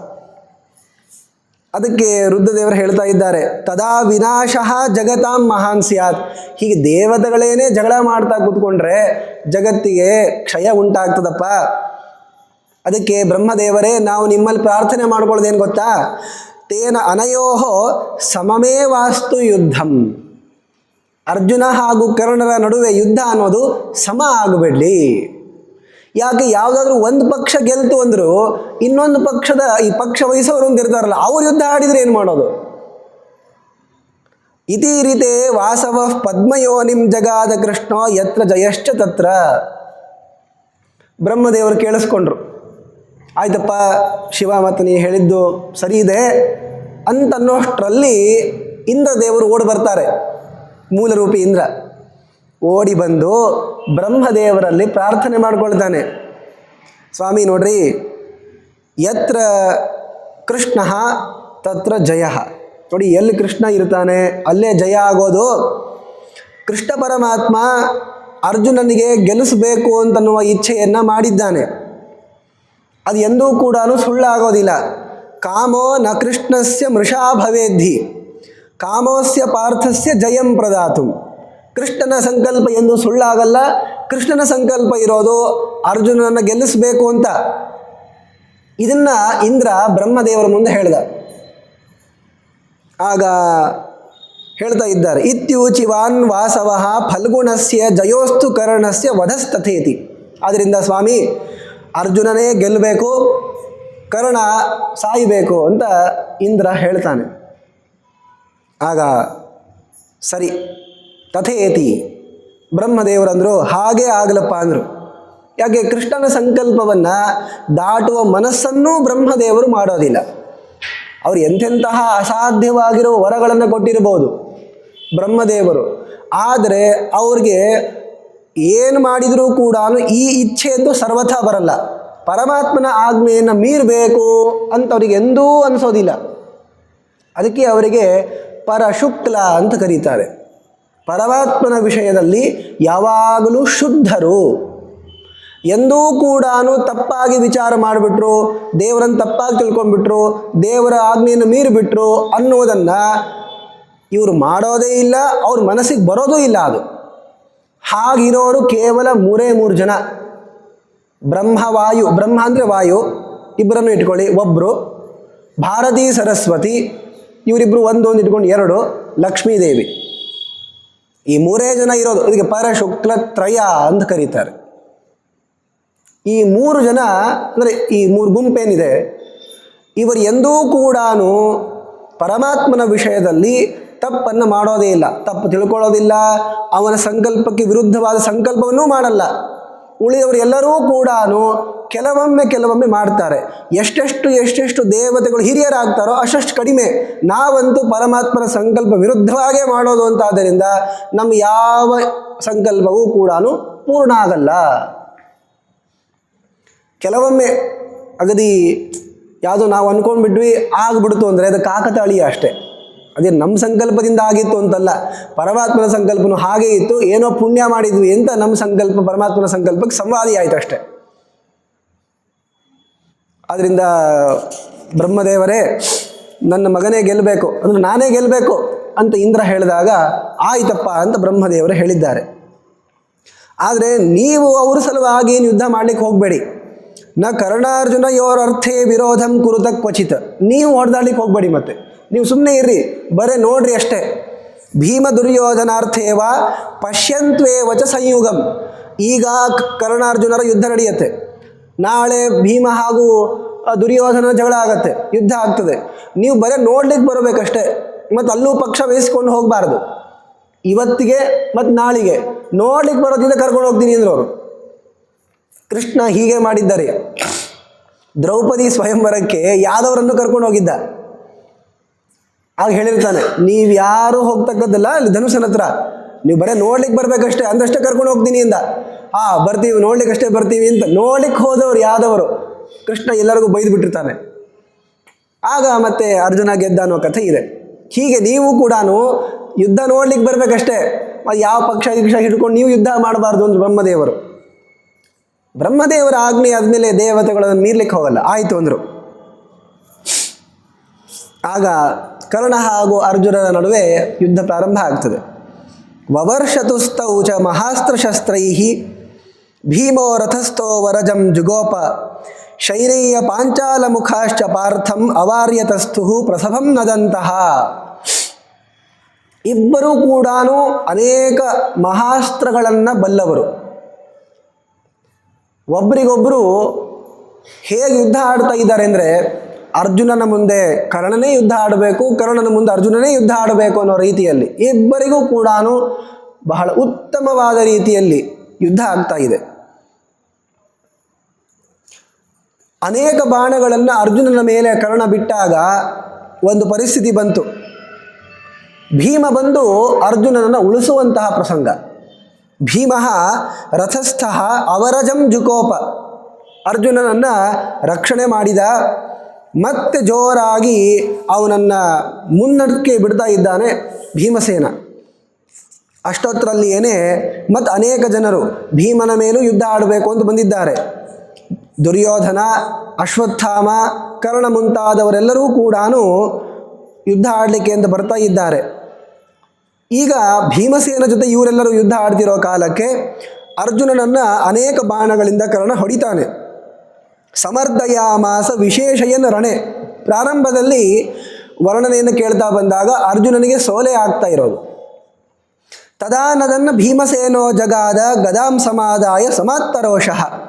ಆಗ ಭೀಮಸೇನ ಅರ್ಜುನನಿಗೆ ಶಕ್ತಿ ಬರಬೇಕು, ಅವನಿಗೆ ಸ್ಫೂರ್ತಿದಾಯಕವಾಗಿ ರೀತಿಯಲ್ಲಿ ಮಾತಾಡಬೇಕು ಅಂತ ಬರ್ತಾ ಇದ್ದಾನೆ, ಕೈಯಲ್ಲಿ ಗದೆಯನ್ನು ಹಿಡಿದುಕೊಂಡು. ಅಹಂ ಚೈನಂ ಗದಯ ಪೋಥಯಾಮಿ ತ್ವಂವಾ ಜಹೀಮಂ ಸಮುಪಾತ್ತ ವೀರ್ಯ. ನೋಡು ಅರ್ಜುನ, ನಾನಾದರೂ ಗದೆಯಿಂದ ಹೊಡಿತೀನಿ, ಇಲ್ಲ ನೀನಾದರೂ ಹೊಡಿ, ಬಿಡಬೇಡ ಈ ಕರ್ಣನನ್ನು. ಕೃಷ್ಣೋಪಿತಂ ಬೋಧಯಾಮಾಸ ಸಮ್ಯಕ್. ಕೃಷ್ಣನೂ ಕೂಡ ಅರ್ಜುನನಿಗೆ ಹೇಳಿಕೊಟ್ರು. ಈ ಕೆಲವು ಪ್ರಸಂಗಗಳನ್ನು ನೋಡಿ ಕೆಲವರು ಆಡೋದುಂಟು. ನೋಡ್ರಿ, ಅರ್ಜುನ ಸೋಲಿಕ್ಕಂತ ಅಂದರೆ ಎಷ್ಟೆಲ್ಲ ಜನ ಬಂದಿದ್ದಾರೆ. ಏಕಾಕಿಯಾಗಿ ಕರ್ಣ ಹೋರಾಡ್ತಾ ಇರೋದ್ರಿಂದ ಕರ್ಣನೇ ಪರಾಕ್ರಮಿ ಅಂತ ಇವತ್ತಿಗೂ ಹೇಳೋರಿದ್ದಾರೆ. ಅಲ್ಲರಿ, ನಾವೇನು ಮಾಡೋಣ? ನೀವು ಅಧರ್ಮದಲ್ಲಿ ಇದ್ದು ನನ್ನ ಯಾರೂ ಪಕ್ಷ ವಹಿಸ್ಕೊಂಡು ಬಂದಿಲ್ಲ ಅಂತಂದರೆ ಅಧರ್ಮ ಬಿಟ್ಟು ಬರ್ರಿ, ಕೃಷ್ಣ ನಿಮ್ಮ ಹಿಂದೆ ನಿಂದಿರ್ತಾನೆ. ನೀವು ತಪ್ಪನ್ನು ಮಾಡಿಕೊಂಡು ಅದನ್ನು ತಿದ್ಕೊಳ್ಳಾರ್ದೆ ಅದನ್ನು ಸಮರ್ಥನೆ ಮಾಡೋ ಕಾಲದಲ್ಲಿ ನನ್ನ ಹಿಂದೆ ಯಾರೂ ಇಲ್ಲ, ನಾನು ಏಕಾಗಿಯಾಗಿ ಹೋರಾಡ್ತಿರೋದು ಅಂದರೆ ಯಾಕೆ ಹೋರಾಡ್ತಾ ಇದೆಯಾ? ತಪ್ಪು ಮಾಡಿಬಿಟ್ಟು ನೋಡ್ರಿ, 10 ಜನ ಪೊಲೀಸರು ಹಿಡಿಲಿಕ್ಕೆ ಬಂದರು, ನಾನು ಒಬ್ಬನೇ ಇದ್ದೀನಿ ಅಂತಂದರೆ ತಪ್ಪು ಯಾಕೆ ಮಾಡಿದ್ದು? ಯಾಕೆ ಕಳ್ತನ ಮಾಡಲಿಕ್ಕೆ ಹೋಗಿದ್ದು? ಆದ್ದರಿಂದ ಕರ್ಣನ ಹಿಂದೆ ಯಾರೂ ಇಲ್ಲ, ಅಸಹಾಯಕನಾಗಿದ್ದ, ಅವನೇ ಪರಾಕ್ರಮಿ, ಅರ್ಜುನ ಪರಾಕ್ರಮಿ ಅಲ್ಲ, ಈ ಯಾವ ವಿಚಾರಗಳನ್ನು ನೀವು ಮಾಡಲಿಕ್ಕೆ ಹೋಗಬೇಡಿ. ತಪ್ಪು ಮಾಡಿದರೆ ನಮ್ಮ ಹಿಂದೆ ಯಾರೂ ಬರಲ್ಲ ಅಂತನ್ನೋದಕ್ಕೆ ಉದಾಹರಣೆ ಕರ್ಣ. ಆದರೆ ಅಷ್ಟೇ ಪರಾಕ್ರಮಿ ಹೌದು ಅಂತನೋ ಅಂಶ ಇದೆ, ಆದರೆ ಈ ಅಂಶವನ್ನು ಮರೆಯತಕ್ಕದ್ದಲ್ಲ. ನರಾವೇಶಂ ವ್ಯಂಜಯನ್ ಭೂಯ ಏವ. ಕೃಷ್ಣ ಈ ಅರ್ಜುನನ ಒಳಗಿರುವಂತಹ ಶೇಷನ ಆವೇಶವನ್ನು ಮತ್ತಷ್ಟು ಅಭಿವೃದ್ಧಿಗೊಳಿಸ್ತಾನೆ. ಯಾವುದರಿಂದ? ಈಗ ಪ್ರಸ್ತುತ ಕರ್ಣನ ಸಂಹಾರ ಆಗುವಂತಹ ಕಾರ್ಯ ಆಗಬೇಕಾಗಿದೆ ಅಂತ. ಸಮೃದ್ಧ ವೀರ್ಯ ಸತದಾ ಧನಂಜಯ ಸುಯೋಧನ ದ್ರೌಣಿ ಕೃಪಾನ್ ಸಭೋಜಾನ್ ಸಾಕಂ ಚ ಬಾಣೈ ವಿರಥಾಂಶ್ಚಕಾರ ವಿವ್ಯಾಧತಾನಪ್ಯರಿಹಾಸು ಪುಂಖೈ. ಆಗ ಅರ್ಜುನನಿಗೆ ಪರಮಾತ್ಮನ ಅನುಗ್ರಹದಿಂದ ಅಭಿವೃದ್ಧವಾಗಿರುವಂತಹ ಶೇಷನ ಆವೇಶವನ್ನು ಪಡೆದು ಯುದ್ಧಕ್ಕೆ ಅಂತ ಬರ್ತಾ ಇದ್ದಾನೆ. ಎಲ್ಲರನ್ನ ನೋಡ್ತಾ ಇದ್ದಾನೆ. ದುರ್ಯೋಧನ, ಅಶ್ವತ್ಥಾಮ, ಕೃಪಾಚಾರ್ಯರು ಇವರು ಬಂದರೆ ಇವರನ್ನು ಅನಾಯಾಸವಾಗಿ ಹೊಡಿತಾ ಇದ್ದಾನೆ ಅರ್ಜುನ. ಆಗ ಅಶ್ವತ್ಥಾಮ ದುರ್ಯೋಧನನಿಗೆ ಕೆಲವು ನೀತಿಗಳನ್ನು ಹೇಳಿಕೊಡ್ತಾನೆ. ತೇ ಕಿಂಚಿತ್ ದೂರತಸ್ತಸ್ತು ಪಶ್ಯಂತೋ ಯುದ್ಧಮದ್ಭುತಂ ಅಮಾನುಷಂ ತತ್ ಪಾರ್ಥಸ್ಯ ದೃಷ್ಟ ಕರ್ಮ ಗುರೋಸ್ಸುತಃ. ಅಶ್ವತ್ಥಾಮ ದುರ್ಯೋಧನನ್ನು ಕರೆದು ಮಾತಾಡ್ತಾನೆ. ನೋಡು ದುರ್ಯೋಧನ, ಇವತ್ತ್ಯಾಕೋ ಅರ್ಜುನ ಬಹಳ ವಿಶಿಷ್ಟವಾದ ರೀತಿಯಲ್ಲಿ ಯುದ್ಧ ಆಡ್ತಾ ಇದ್ದಾನೆ. ಇವನ ಶಕ್ತಿಯನ್ನು ಈಗ ನಮ್ಗೆ ತಡ್ಕೊಳ್ಳಿಕ್ಕೆ ಆಗೋದಿಲ್ಲ. ಗೃಹೀತ್ವ ಪಾಣಿನ ಪಾಣಿಂ ದುರ್ಯೋಧನ ಭಾಷತ. ದುರ್ಯೋಧನನ ಕೈಯಿಂದ ಹಿಡಿದು ಅಶ್ವತ್ಥಾಮ ಅಂತಾನೆ, ನೋಡು, ನಿನ್ನ ತಮ್ಮನನ್ನು ಯಾವ ತರಹ ಕೊಂದ ಭೀಮ ನೆನಪಿಸ್ಕೋ. ದೃಷ್ಟಂ ಹಿ ಭೀಮಸ್ಯ ಬಲಂ ತ್ವಯಾದ್ಯ. ಭೀಮನ ಬಲ ನೋಡಿದ್ದಿ ಇವತ್ತು. ತಥೈವ ಪಾರ್ಥಸ್ಯ ಯಥಾಜಿತ ವಯಂ. ಪಾರ್ಥ ನನ್ನನ್ನು ಸೋಲಿಸ್ದ, ನಿಮ್ಮನ್ನು ಸೋಲಿಸ್ತಾ ಇದ್ದಾನೆ. ಅಲಂ ವಿರೋಧೇನ, ನನಗೆ ಸಾಕು ಅನಿಸ್ತದೆ ಯುದ್ಧ, ಬಿಟ್ಬಿಡು ಅಂತಂದ ಅಶ್ವತ್ಥಾಮ. ಇದನ್ನು 10ನೇ ದಿವಸನೇ ಹೇಳಿದರು ಭೀಷ್ಮಾಚಾರ್ಯರು. ಅದ್ಯಾಕ್ರಿ, ಕೃಷ್ಣನೇ ಹೇಳಿದ್ದ ಉದ್ಯೋಗ ಪರ್ವದಲ್ಲಿ, ಯುದ್ಧ ಆಗೋಕ್ಕಿಂತ ಪೂರ್ವದಲ್ಲೇ ಹೇಳಿದ್ದ. ಆಗಲೂ ಮಾತು ಕೇಳಲಿಲ್ಲ. 10ನೇ ದಿವಸ ಭೀಷ್ಮಾಚಾರ್ಯ ಹೇಳಿದರು, ಅವ್ರ ಮಾತನ್ನು ಕೇಳಲಿಲ್ಲ. 15ನೇ ದಿವಸ ದ್ರೋಣಾಚಾರ್ಯ ಹೇಳಿದರು, ಅವ್ರ ಮಾತನ್ನು ಕೇಳಲಿಲ್ಲ ಇವರು ಯಾರು. ಯಾಕೆ? ನಾವು ಮಾಡ್ತಾ ಇರೋದೇ ಸರಿ ಎನ್ನುವಂತಹ ಅಹಂಕಾರ ತುಂಬ ಇದೆ ದುರ್ಯೋಧನನಿಗೆ. ಅಲಂ ವಿರೋಧೇನ ಸಮೇತ್ಯ ಪಾಂಡವೈಹಿ ಪ್ರಸಾಧಿ ರಾಜ್ಯಂ ಚ ಮಯಾ ಸಮೇತಃ. ನಾನು ನಿನಗೆ ಸಹಾಯಕನಾಗಿ ನಿಂತ್ಕೊಳ್ತೀನಪ್ಪ ದುರ್ಯೋಧನ, ಪಾಂಡವರ ಜೊತೆ ಸಂಧಿ ಮಾಡ್ಕೊಂಡ್ಬಿಡು, ರಾಜ್ಯ ಆಳ್ರಿ. ಅವರೇನು ಕೇಳಿದ್ದಾರೆ? 5 ಊರು ಕೇಳಿದ್ದಾರಷ್ಟೇ. ಅಷ್ಟು ಕೊಟ್ಬಿಟ್ರೆ ಆಗ ಹೋಗ್ತದಲ್ಲ. ನೀನೇ ಹಸ್ತಿನಾವತಿಯ ರಾಜನಾಗು, ನಾನು ನಿನಗೆ ಸಹಾಯಕನಾಗಿರ್ತೀನಿ ಅಂದರು ಅಶ್ವತ್ಥಾಮ. ಅಲ್ರಿ, ಅವ್ರು ನಿಂದಿರ್ಬೇಕಲ್ಲ. ಆಗ ಅಶ್ವತ್ಥಾಮ ಅಂತಾನೆ, ಪಾಂಡವರಿಗೆ ನಿಜವಾಗಿಯೂ ಯುದ್ಧ ಬೇಕಾಗಿದೆಯಾ ಹೇಳಿ? ಧನಂಜಯಸ್ತಿಷ್ಠತಿ ವಾರಿತೋ ಮಯ ಜನಾರ್ದನೋ ನೈವ ವಿರೋಧಮಿಚ್ಛತಿ ವೃಕೋದರಸ್ತದ್ ವಚನೆ ಸ್ಥಿತ ಸದಾ ಯುಧಿಷ್ಠಿರ ಶಾಂತಮನಾಹ ತಥಾಯಮೌ. ನೋಡಿ, ಈ ಪಾಂಡವರ ಗುಣವನ್ನು ಹೇಳುವಂಥ ಅದ್ಭುತವಾಗಿರುವ ಶ್ಲೋಕ ಇದು. ನಾನು ಧನಂಜಯನನ್ನು ತಡಿತೀನಿ, ಅರ್ಜುನ ಬೇಡಪ್ಪ ಯುದ್ಧ ಆಡೋದು ಅಂತ ನಾವು ಹೇಳಿದರೆ ನಿಂದಿರ್ತಾನೆ. ಇನ್ನು ಕೃಷ್ಣನಿಗೆ ಯುದ್ಧ ಅನ್ನೋದು ಬೇಕಾಗೇ ಇರಲಿಲ್ಲ. ಜನಾರ್ದನ ನೈವ ವಿರೋಧಮಿಚ್ಛತಿ. ನಾವು ಈ ತರಹ ಕೊಡ್ತೀವಿ ಅಂತಂದರೆ ಅವನೇನು ವಿರೋಧ ಮಾಡಲ್ಲ. ಕೃಷ್ಣ ಬೇಡ ಅಂತಾನೆ. ಯಾವಾಗ ಕೃಷ್ಣ ಬೇಡ ಅಂತಾನೋ ಆಗ ಭೀಮಸೇನ ದೇವರು ಕೂಡ ಏನು ಮಾತಾಡಲ್ಲ. ತದ್ ವಚನೇ ಸ್ಥಿತ ಸದಾ. ಯಾವಾಗಲೂ ಕೃಷ್ಣನ ಮಾತನ್ನು ನಡೆಸೋರು ಭೀಮ ಒಬ್ಬನೇ. ಇನ್ನು ಯುಧಿಷ್ಠಿರ ಶಾಂತಮನಃ, ಧರ್ಮರಾಜ ಅತ್ಯಂತ ಶಾಂತ ಮನಸ್ಕ. ತಥಾ ಯಮೌ, ನಕುಲ ಸಹದೇವರು ಕೂಡ ಶಾಂತ ಮನಸ್ಕರು. ಈ ತರಹ ಒಬ್ಬನ ಬಗ್ಗೆ ಆದರೂ ದುರ್ಯೋಧನ ಬಗ್ಗೆ, ಕರ್ಣನ ಬಗ್ಗೆ ಬಂದಿದೆಯಾ? ನಾವು ಸೋಲೋ ಕಾಲಕ್ಕೆ ಸೋತಂತಹ ವ್ಯಕ್ತಿಗೆ ಯಾರೂ ಸಹಾಯಕರಿಲ್ಲ ಅಂತ ಅನ್ನೋದನ್ನು ವಿಚಾರ ಮಾಡಿ ಸೋತ ಪಕ್ಷವನ್ನು ಎತ್ತಿಡಿಬೇಕು ಅಂತ ಕಷ್ಟಪಡ್ತೀವಿ. ಅಲ್ಲಿ ಸೋತಿದ್ದು ಯಾಕೆ ಅಂತ ವಿಚಾರ ಮಾಡಿ, ಅಧರ್ಮವನ್ನು ಆಶ್ರಯಿಸಿದ್ದಕ್ಕೆ ಸೋತಿದ್ದು. ಆದ್ದರಿಂದ ಸೋಲೆದು ಒಳಿತವರಿಗೆ ಹೊರತು ಕರ್ಣನ ಹಿಂದೆ ಯಾರು ಇರಲಿಲ್ಲ, ಪಾಪ ಸೋತೋಗ್ಬಿಟ್ಟ ಅಂತ ನೀವು ಪಾಪ ಅಂತನೋ ಅವಶ್ಯಕತೆ ಏನಿಲ್ಲ. ಇಲ್ಲಿ ನಿಜವಾಗಿಯೂ ಕೂಡ ಕೃಷ್ಣ ಹೇಳಿದಾಗ ಬರಬೇಕಾಗಿತ್ತು, ಕರ್ಣ ಬರಲಿಲ್ಲ, ಅದಕ್ಕೆ ಸೋಲ್ತಾನೆ. ಆದರೆ ನೋಡು ದುರ್ಯೋಧನ, ನೀನು ಈ ತರಹ ಮಾಡಬೇಡ, ನಾನು ಹೇಳುವ ಮಾತನ್ನು ಕೇಳು. ಅಲ್ರಿ ಏನ್ರಿ ಅಶ್ವತ್ಥಾಮ ಆಚಾರ್ಯರು ಹೆದರು ಬಿಟ್ರ ಮತ್ತೆ? ಅದಕ್ಕಂತಾರೆ, ಹಿತಾರ್ಥಮೇ ತತ್ತವ ವಾಕ್ಯ ಮೇರಿತಂ. ನಿನ್ನ ಹಿತಕ್ಕೋಸ್ಕರ ಈ ಮಾತನ್ನು ಹೇಳಿದ್ದು ನಾನು. ಗ್ರಹಾಣಮೇ ನೈವ ಭಯಾದುದೀರಿತಂ. ನನಗೇನು ಭಯ ಇಲ್ಲಪ್ಪ. ಯಾಕೆ ನೀವು ಕೂಡ ಸಾಯ್ಬೋದಲ್ಲ, ನಿಮಗೆ ಭಯ ಇಲ್ವಾ? ಪ್ರಾಣ ಭಯ ಅಂದರೆ ಇಲ್ಲ ಅಂತಾರೆ. ಯಾಕೆ? ಚಿರಂಜೀವಿರಿ ನಾನು. ಅಶ್ವತ್ಥಾಮ, ಬಲಿಹಿ, ವ್ಯಾಸ, ಹನುಮಾಂಶ, ವಿಭೀಷಣ, ಮೊದಲನೇ ಹೆಸರೇ ಇವಂದು. ನಾನು ಸಾಯೋದೇ ಇಲ್ಲಪ್ಪ, ನನ್ನ ಚಿಂತೆ ಯಾಕೆ ಮಾಡ್ತೀಯ ನೀನು? ಅಹಂ ಹಿ ಅವಧ್ಯ ಮಮ ಚೈವ ಮಾತುಲಃ. ನನ್ನ ಮಾತುಲ, ನನ್ನ ಸೋದರ ಮಾವ ಕೃಪಾಚಾರ್ಯರು, ಅವರಿಗೂ ಮರಣ ಇಲ್ಲ. ನಾವೇನೋ ನಿನ್ನ ಸಹಾಯಕರಾಗಿರ್ತೀವಿ, ನೀನು ಸತ್ತೋದು ಏನು ಮಾಡೋದು? ನಿನ್ನ ಸಲುವಾಗಿ ತಾನೇ ಯುದ್ಧ ಆಡ್ತಾ ಇರೋದು. ಆದ್ದರಿಂದ ಹೇಳಿದ ಮಾತು ಕೇಳಪ್ಪ, ಬೇಡ.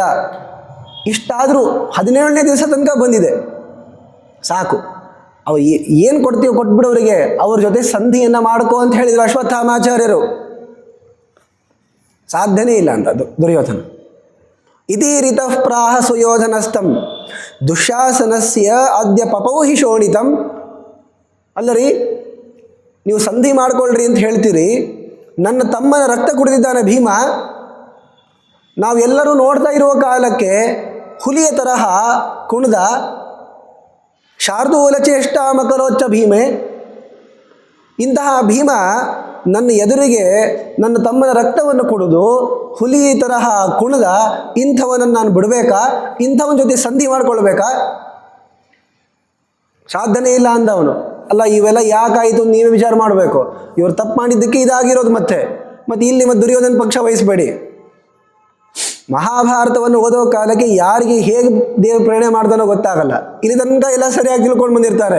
ಹೌದು, ಪಾಂಡವರು ಸರಿ ಇದ್ದಾರೆ, ಅವರು ಧಾರ್ಮಿಕರು, ಅವರೇ ಹಿರಿಯರು ಅಂತ. ಈ ಕರ್ಣನ ವಧ ಪ್ರಸಂಗ, ದುರ್ಯೋಧನ ವಧ ಪ್ರಸಂಗ ಬಂದ ತಕ್ಷಣ ನೋಡ್ರಿ, ಪಾಂಡವರು ತಪ್ಪು ಮಾಡಿದ್ರು, ಕೌರವರದೇನೂ ತಪ್ಪಿಲ್ಲ ಅಂತ. ಯುದ್ಧ ಆಗ್ತಾ ಇರೋದೇ ಕೌರವರ ಪಾಪಕರ್ಮದಿಂದ, ಅದನ್ನು ಮರಿಬೇಡಿ. ಏನು ಮಾಡೋದು? ಅಶ್ವತ್ಥಾಮ ಅಂದ, ಸರಿ ಸುಮ್ಮನಾಗ್ಬಿಟ್ಟ. ಇನ್ನು ಹೇಳಿದರೆ ಪ್ರಯೋಜನ ಇಲ್ಲ ಇವನಿಗೆ ಅಂತ ತಾವು ತಮ್ಮ ಉಪದೇಶವನ್ನು ನಿಲ್ಲಿಸಿದರು. ಮತ್ತೆ ಯುದ್ಧ ನಡೀತಾ ಇದೆ. ಇತ್ತ ಕರ್ಣ ಹಾಗೂ ಅರ್ಜುನ ಅನೇಕ ಬಾಣಗಳಿಂದ ಪರಸ್ಪರ ಯುದ್ಧ ಆಡ್ತಾ ಇದ್ದಾರೆ. ಅದರಲ್ಲಿ ಆಗ್ನೇಯ ವಾರುಣ ಇಂದ್ರಾದೀನಿ ಏತಾನ್ಯನ್ಯೋನ್ಯ ಮೃತ್ಯವೇ. ಆಗ್ನೇಯಾಸ್ತ್ರವನ್ನು, ವಾರುಣಾಸ್ತ್ರವನ್ನು, ಐಂದ್ರಾಸ್ತ್ರವನ್ನು ಪರಸ್ಪರವಾಗಿ ಬಿಡ್ತಾ ಇದ್ದಾರೆ. ಬ್ರಹ್ಮಾಸ್ತ್ರಮಪ್ಯುಭವು ತತ್ರ. ಬ್ರಹ್ಮಾಸ್ತ್ರವನ್ನೂ ಕೂಡ ಬಿಟ್ಟರು ಪರಸ್ಪರವಾಗಿ. ಆದರೆ ಇಬ್ಬರಿಗೂ ಎಷ್ಟು ಸಾಮರ್ಥ್ಯ ಇದೆ ಅಂದರೆ ಪರಸ್ಪರರಾಗಿ ಬಿಟ್ಟಿರುವಂತಹ ಎಲ್ಲ ಅಸ್ತ್ರಗಳನ್ನು ಇಬ್ಬರು ಪರಿಹಾರ ಮಾಡ್ಕೊಂಡ್ಬಿಟ್ರು. ಅನ್ಯೋನ್ಯಾಸ್ತ್ರ ಪ್ರತಿಘಾತಂ ಕೃತ್ವೋಭೌಚ ವಿರೇಜತು. ಅವನು ಬಿಟ್ಟಿರುವ ಅಸ್ತ್ರವನ್ನು ಇವನು ಪರಿಹಾರ ಮಾಡಿಕೊಂಡ, ಬ್ರಹ್ಮಾಸ್ತ್ರವನ್ನು ಬಿಟ್ಟರೂ ಕೂಡ ಇವನು ಬಿಟ್ಟಂತಹ ಬ್ರಹ್ಮಾಸ್ತ್ರವನ್ನು ಅವನು ಪರಿಹಾರ ಮಾಡಿಕೊಂಡ. ಸೋಲೆ ಆಗ್ತಾ ಇಲ್ಲ. ಆಗ ಕರ್ಣ ನೋಡಿದ, ಇವನನ್ನು ಬಿಡಬಾರ್ದು, ಇವನೊಬ್ಬನನ್ನಾದರೂ ಕೊಲ್ಲಬೇಕಲ್ಲ ಅಂತ ಅರ್ಜುನನನ್ನು ಸಂಹರಿಸಬೇಕು ಅಂತ ಬಹಳ ಶ್ರೇಷ್ಠವಾಗಿರುವಂತಹ ಒಂದು ಸರ್ಪಾಸ್ತ್ರವನ್ನು ತೆಗಿತಾನೆ. ಕ್ರಮೇಣ ವೃದ್ಧೋರು ಬಲೇನ ತತ್ರ ಸುರೇಂದ್ರಪುತ್ರೇಣ ವಿರೋಚನಾತ್ಮಜ ನಿರಾಕೃತೋ ನಾಗಮಯಂ ಶರೋತ್ತಮಂ ಬ್ರಹ್ಮಾಸ್ತ್ರಯುಕ್ತಂ ವಿಸಸರ್ಜ ವಾಸವೌ. ಬ್ರಹ್ಮಾಸ್ತ್ರನೂ ಇದೆ, ಹಾಗೇನೆ ನಾಗಾಸ್ತ್ರ ಅಂತಲೂ ಅನಿಸ್ಕೊಂಡಿದೆ. ಇದು ಏನು ನಾಗಮಯ ಅಂದರೆ ಬೇರೆ ಏನಲ್ಲ, ಒಂದು ಕಥೆಯನ್ನು ನಾವು ನೆನಪು ಮಾಡ್ಕೊಳ್ಬೇಕು. ಖಾಂಡವ ವನ ದಹನ ಆಗುವ ಕಾಲಕ್ಕೆ, ಇಡೀ ಆ ವನವನ್ನು ಸುಡುವ ಕಾಲಕ್ಕೆ ಅನೇಕ ಜನರು ಎಲ್ಲರೂ ಸತ್ತು ಹೋದರು. ಅದರಲ್ಲಿ ಉಳಿದವನು ತಕ್ಷಕನ ಮಗ ಅಶ್ವಸೇನ, ಹಾಗೇನೆ ಮಯಾಸುರ, ಹಾಗೇನೆ 4 ಪಕ್ಷಿಗಳು, ಜರಿತಾರಿ ಆದಿ ಪಕ್ಷಿಗಳು ವೇದ ಮಂತ್ರಗಳನ್ನು ಉಚ್ಚರಿಸಿ ತಾವು ಆ ಅಗ್ನಿಯ ಬಾಧೆಯನ್ನು ಪರಿಹರಿಸಿಕೊಳ್ತಾರೆ ಅಂತ ಆದಿಪರ್ವದ ಕಥೆಯಲ್ಲಿ ಬರ್ತದೆ. ಇದು ಆ ಖಾಂಡವ ವನ ದಹನ ಆಗುವ ಕಾಲಕ್ಕೆ ತಕ್ಷಕ ಊರಲ್ಲಿರೋದಿಲ್ಲ, ಪ್ರಾಯಶಃ ಕುರುಕ್ಷೇತ್ರಕ್ಕೆ ಹೋಗಿರ್ತಾನೆ ಅವನು. ಆವಾಗ ತಕ್ಷಕನ ಹೆಂಡತಿಯ ಬಾಯಿಯಲ್ಲಿ ಇಟ್ಕೊಂಡು ಅವಳು ಹಾರಲಿಕ್ಕೆ ಅಂತ ಈ ವನ ಬಿಟ್ಟು ಹೋಗಬೇಕಲ್ಲ, ಸುಡ್ತಾ ಇದ್ದಾರೆ ಅಂತ, ಆ ವನವನ್ನು ಬಿಟ್ಟು ಹೋಗಬೇಕು ಅನ್ನೋ ಕಾಲಕ್ಕೆ ಪ್ರಾದಿಲೋಮ್ಯೇನ ಕಂಠೆ ಬಾಯಲ್ಲಿ ತನ್ನ ಬಾಯಿಯನ್ನು ಸೇರಿಸಿಕೊಂಡು ಕೊನೆಗೆ ಈ ತಕ್ಷಕನ ಹೆಂಡತಿಯ ಬಾಯಿಯಿಂದ ಕೇವಲ ಅಶ್ವಸೇನನ ಬಾಲ ಕಾಣಿಸ್ಬೇಕು, ಅಂದರೆ ಆ ಹಾವಿನ ಹಿಂದಿನ ಭಾಗ ಅಷ್ಟೇ ಕಾಣಿಸುವಷ್ಟು ಬಾಯಲ್ಲಿ ಹಾಕ್ಕೊಂಡು ಜೋರಾಗಿ ಜಿಗಿತಾ ಇರುವ ಕಾಲಕ್ಕೆ ಅರ್ಜುನ ಇದನ್ನು ನೋಡಿ ಆ ಸರ್ಪವನ್ನು ನಾಶ ಮಾಡ್ತಾನೆ. ಆದರೆ ತಕ್ಷಕನ ಮಗ ಬಾಲವನ್ನು ಕತ್ತರಿಸಿಕೊಂಡು ಬದುಕೊಂಡಿರ್ತಾನೆ. ಅವತ್ತೇ ಅವನು ನಿರ್ಧಾರ ಮಾಡಿದ್ದು, ನಾನು ಈ ಅರ್ಜುನನನ್ನು ಬಿಡಬಾರ್ದು, ಕೊಲ್ಲಬೇಕು ಅಂತ. ಕರ್ಣತೂಣೀರಗೋಭೂತ್, ಕರ್ಣನ ಬತ್ತಳಿಕೆಯಲ್ಲಿ ಬಂದು ಕೂತ್ಕೊಂಡಿರ್ತಾನೆ. ಅವತ್ತಿನಿಂದ ಕಾಯ್ತಾ ಇದ್ದಾನೆ. ಎಲ್ಲಿ ಖಾಂಡವ ವನ ದಹನ, ಎಲ್ಲಿ ಯುದ್ಧ ಪ್ರಸಂಗ, ಸೇಡ್ ತೀರಿಸ್ಕೊಳ್ಬೇಕು ಅಂತಿರ್ತದಲ್ಲ, ಕಾಯ್ತಿರ್ತಾರವರು. ಆದರೆ ಯಾರ ಮೇಲೆ ಸೇಡ್ ತೀರಿಸ್ಕೊಳ್ಬೇಕು ಅಂತ ಹೋಗ್ತಾ ಇದ್ದೀರಾ ಅಂತ ಸ್ವಲ್ಪ ವಿಚಾರ ಮಾಡಬೇಕಾಗ್ತದೆ. ನೀವು ಕಾದಿದ್ದೀರಿ ಅಂತಂದು ಮಾತ್ರಕ್ಕೆ ದೇವರದನ್ನು ಸಫಲ ಮಾಡ್ತಾನೆ ಅಂತಲ್ಲ, ಎಂಥವರನ್ನು ಎದುರು ಹಾಕೊಂಡಿದ್ದೀರಿ ಅಂತ ಅನ್ನೋದ್ರ ಮೇಲೆ ಹೋಗುತ್ತೆ. ಅವತ್ತಿನಿಂದ ಹಿಡಿದುಕೊಂಡು ಇವತ್ತಿನ ಪರ್ಯಂತ ಆ ತಕ್ಷಕನ ಮಗ ಅಶ್ವಸೇನ ಇಲ್ಲೇ ಕೂತ್ಕೊಂಡಿದ್ದಾನೆ. ಈಗ ಹೊರಗೆ ಬಂದ, ಈ ಅಸ್ತ್ರದಲ್ಲಿ ಕೂತ್ಕೊಂಡಿದ್ದಾನವನು. ಅದನ್ನು ಕರ್ಣನ ಸಂಹಾರ ಮಾಡಬೇಕು ಅಂತ, ಅರ್ಜುನನ ಸಂಹಾರ ಮಾಡಬೇಕು ಅಂತ ಕರ್ಣ ಬಿಟ್ಟಿದ್ದಾನೆ. ಬಹಳ ಅದ್ಭುತವಾದ ಪ್ರಸಂಗ ಇದು. ಕೃಷ್ಣ ಹೇಗೆ ರಕ್ಷಣೆ ಮಾಡ್ತಾನೆ ಅನ್ನೋದಕ್ಕೆ ಇನ್ನೊಂದು ಉದಾಹರಣೆ ಇದು. ಅರ್ಜುನನ ಅಪಾಂಗ ದೇಶವನ್ನು, ಅಪಾಂಗ ದೇಶ ಅಂತಂದರೆ ಈ ಕಣ್ಣಿನ ಹತ್ತಿರ, ಅದನ್ನು ಗುರಿ ಮಾಡಿಕೊಂಡು ಬಿಡು ಅಂತ ತಾನೇ ತನ್ನನ್ನು ವಿಚಾರ ಮಾಡಿಕೊಂಡು ಕರ್ಣ ಬಿಡ್ತಾನೆ. ಕರ್ಣನಿಗೆ ಒಂದು ವರ ಇತ್ತು. ಅವನು ಬ್ರಹ್ಮಾಸ್ತ್ರವನ್ನು ಎಷ್ಟು ವೇಗವಾಗಿ ಬಿಡ್ತಾನೆ ಅಂದರೆ ಬಿಟ್ಟಿದ್ದು ಗೊತ್ತೈತ ಆಗಿರಬಾರ್ದು, ಅಷ್ಟು ವೇಗವಾಗಿ ಬರ್ತದದು. ಅರ್ಜುನನಿಗೆ ಈಗ ಹೊಡಿಬೇಕು ಅಂತೇನು ಕರ್ಣ ಈ ಬಾಣವನ್ನು, ಈ ಬ್ರಹ್ಮಾಸ್ತ್ರವನ್ನು, ನಾಗಾಸ್ತ್ರವನ್ನು ಬಿಟ್ಟಿದ್ದಾನಲ್ಲ, ಇದು ಎಷ್ಟು ವೇಗವಾಗಿ ಬಂತು ಅಂತಂದರೆ ಇನ್ನು ಅರ್ಜುನ ತನ್ನ ಜೀವನವನ್ನು ಉಳಿಸ್ಕೊಳ್ಳಿಕ್ಕಾಗಲ್ಲ ಅನ್ನುವ ಪರಿಸ್ಥಿತಿಯಲ್ಲಿ ಬಂದಿತ್ತು. ಆಗ ಕೃಷ್ಣನಿಗೆ ಗೊತ್ತಾಯಿತು, ಯಾರು ಎಷ್ಟು ವೇಗದಿಂದ ಹೋದರೂ ಕೃಷ್ಣನಿಗಿಂತ ವೇಗದಲ್ಲಿ ಹೋಗೋದಿಲ್ಲ. ತದ್ಧಾವತನ್ಯಾನ್ ಅತ್ಯೇತಿ ತಿಷ್ಠತ್. ಪರಮಾತ್ಮ ಎಲ್ಲರಿಗಿಂತಲೂ ವೇಗವಾಗಿ ಹೋಗುವಂಥ ವ್ಯಕ್ತಿ ಅವನು. ಇವನ ಈ ಕಣ್ಣು, ಹುಬ್ಬು, ಆ ಪ್ರದೇಶ ಅದನ್ನು ಗುರಿ ಮಾಡಿ ಕರ್ಣ ಬಿಟ್ಟರೆ ಕೃಷ್ಣ ತತ್ಕ್ಷಣದಲ್ಲಿ ಏನು ಮಾಡ್ತಾ ಇದ್ದಾನೆ ಅಂದರೆ ತನ್ನ ರಥಮಾನಮಯ್ಯ ಕಾಲಿನಿಂದ ಭೂಮಿಯನ್ನು ಒದ್ದು ಕೆಳಗೆ ಮಾಡ್ತಾನೆ. ರಥ ಕೆಳಗೆ ಹೋಗುತ್ತೆ. ಅವನ ಈ ಕಣ್ಣು ಹಾಗೂ ಹುಬ್ಬಿನ ಪ್ರದೇಶಕ್ಕೆ ಗುರಿ ಮಾಡಿಬಿಟ್ಟಂತಹ ಆ ಬಾಣ ಮೇಲಕ್ಕೆ ಹೋಗುತ್ತೆ. ಇವ್ರು ಕೆಳಗೆ ಹೋಗ್ಬಿಡ್ತಾರೆ. ಅವನ ಕಿರೀಟಕ್ಕೆ ಬಡಿದು ಕಿರೀಟ ಕೆಳಗೆ ಬಿದ್ದೋಗುತ್ತೆ, ಇವನಿಗೇನಾಗಲ್ಲ.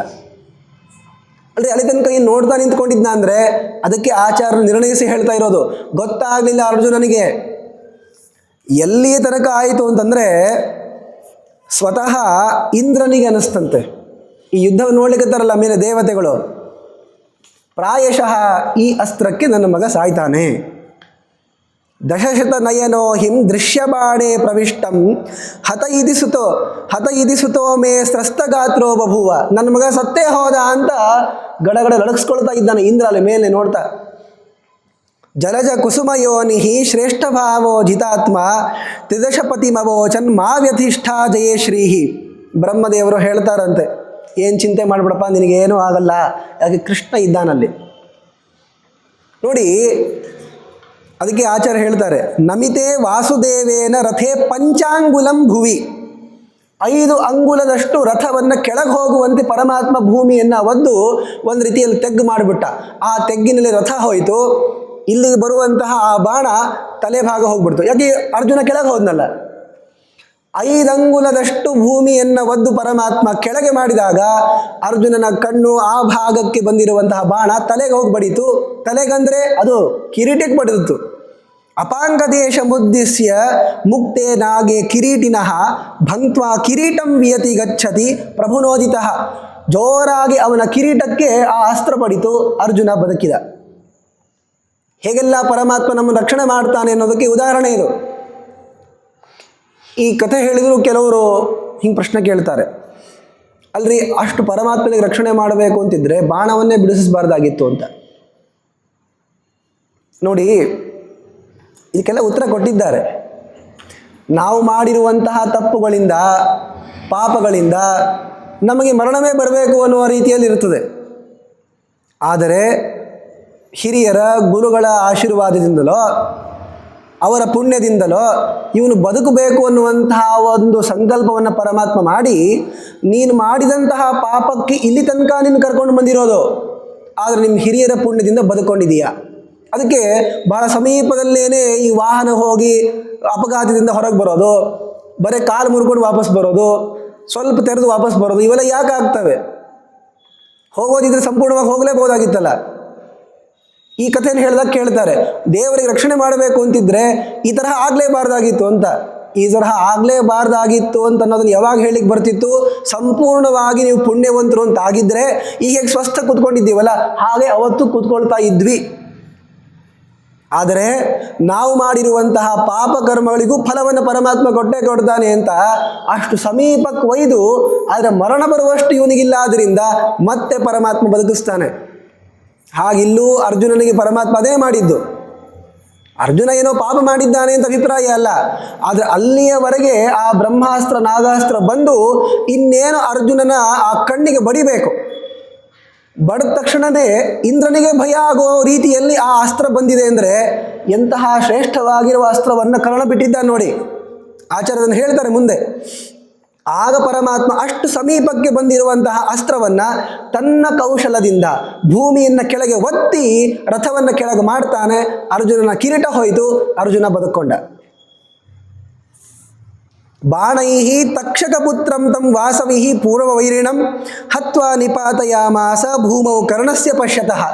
ಆಗ ಆ ಬಾಣದಲ್ಲಿ ಕುಳಿತುಕೊಂಡಿರುವಂತಹ ಏನೋ ತಕ್ಷಕನ ಮಗ ಇದ್ದಾನಲ್ಲ ಅಶ್ವಸೇನನನ್ನೂ ಕೂಡ ಅನೇಕ ಬಾಣಗಳಿಂದ ಅರ್ಜುನ ಹೊಡೆದು ಸಂಹಾರ ಮಾಡಿಬಿಡ್ತಾನೆ.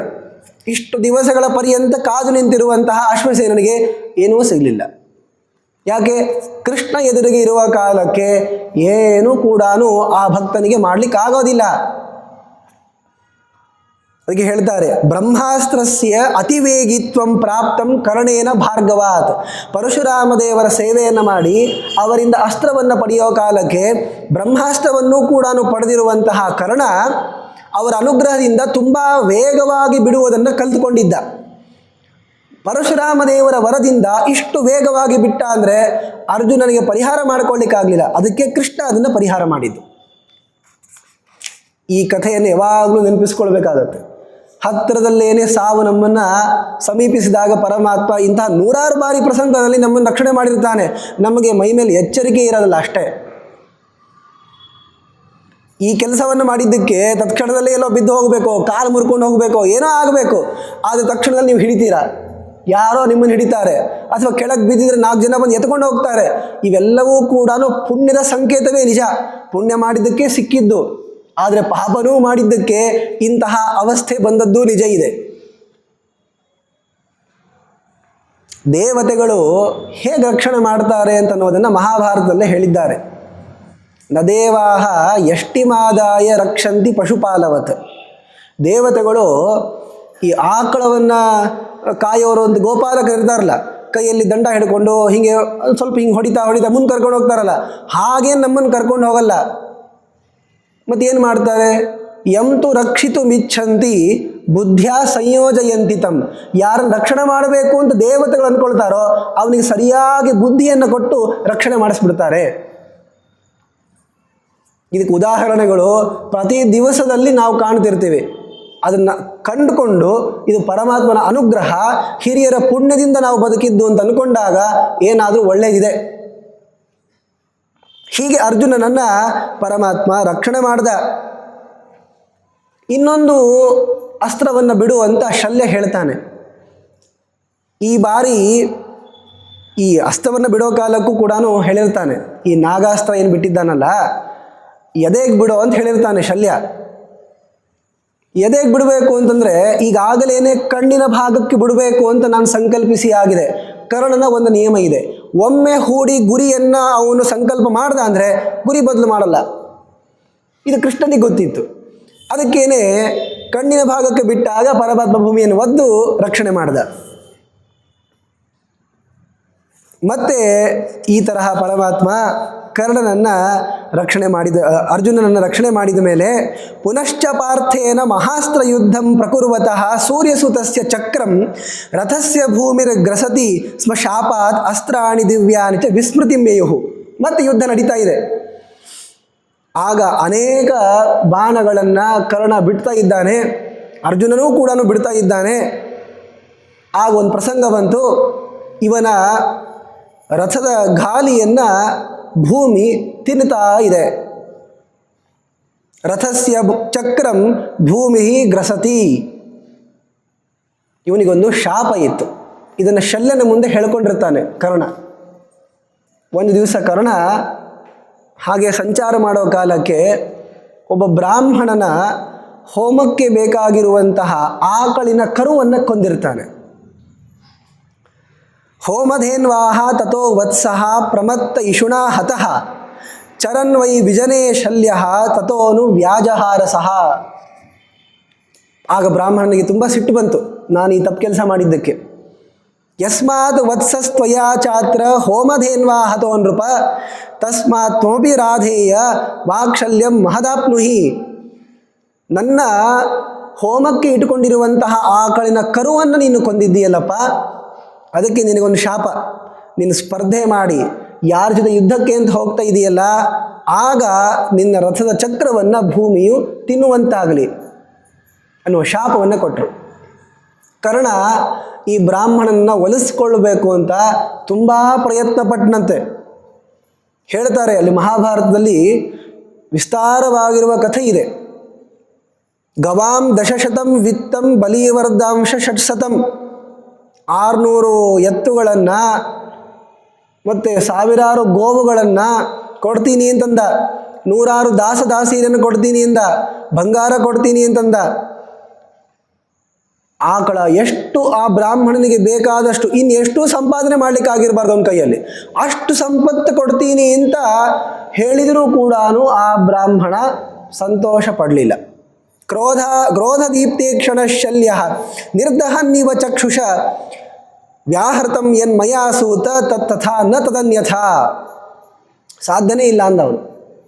ನೋಡಿ, ಈ ಕೆಲವೊಮ್ಮೆ ಕಥೆ ಕೇಳೋ ಕಾಲಕ್ಕೆ ಹೀಗೆ ಅನ್ನಿಸ್ತದೆ, ಏನ್ರಿ ಬ್ರಾಹ್ಮಣ ಒಂದು ಆಕಳ ಕರು ಸತ್ತದ್ದಕ್ಕೆ ಇಷ್ಟು ಮಾಡ್ತಾ ಇದ್ದಾನೆ, ಇಷ್ಟೆಲ್ಲ 100 ಕೊಡ್ತಾನೆ ಅಂತಂದ್ರೆ ಇಸ್ಕೊಂಡು ಹೋಗಬಾರ್ದಾ ಅಂತ. ನೋಡಿ, ನೀವೇ ವಿಚಾರ ಮಾಡಿ. ನಿಮಗೆ ಬೇಕಾಗಿರುವಂತಹ ವಸ್ತುವನ್ನು ಮುರಿದು ಇನ್ನೊಂದು ತಂದು ಕೊಡ್ತೀನಿ ಅಂದರೆ ನೀವು ಒಪ್ಕೊಳ್ತೀರಾ?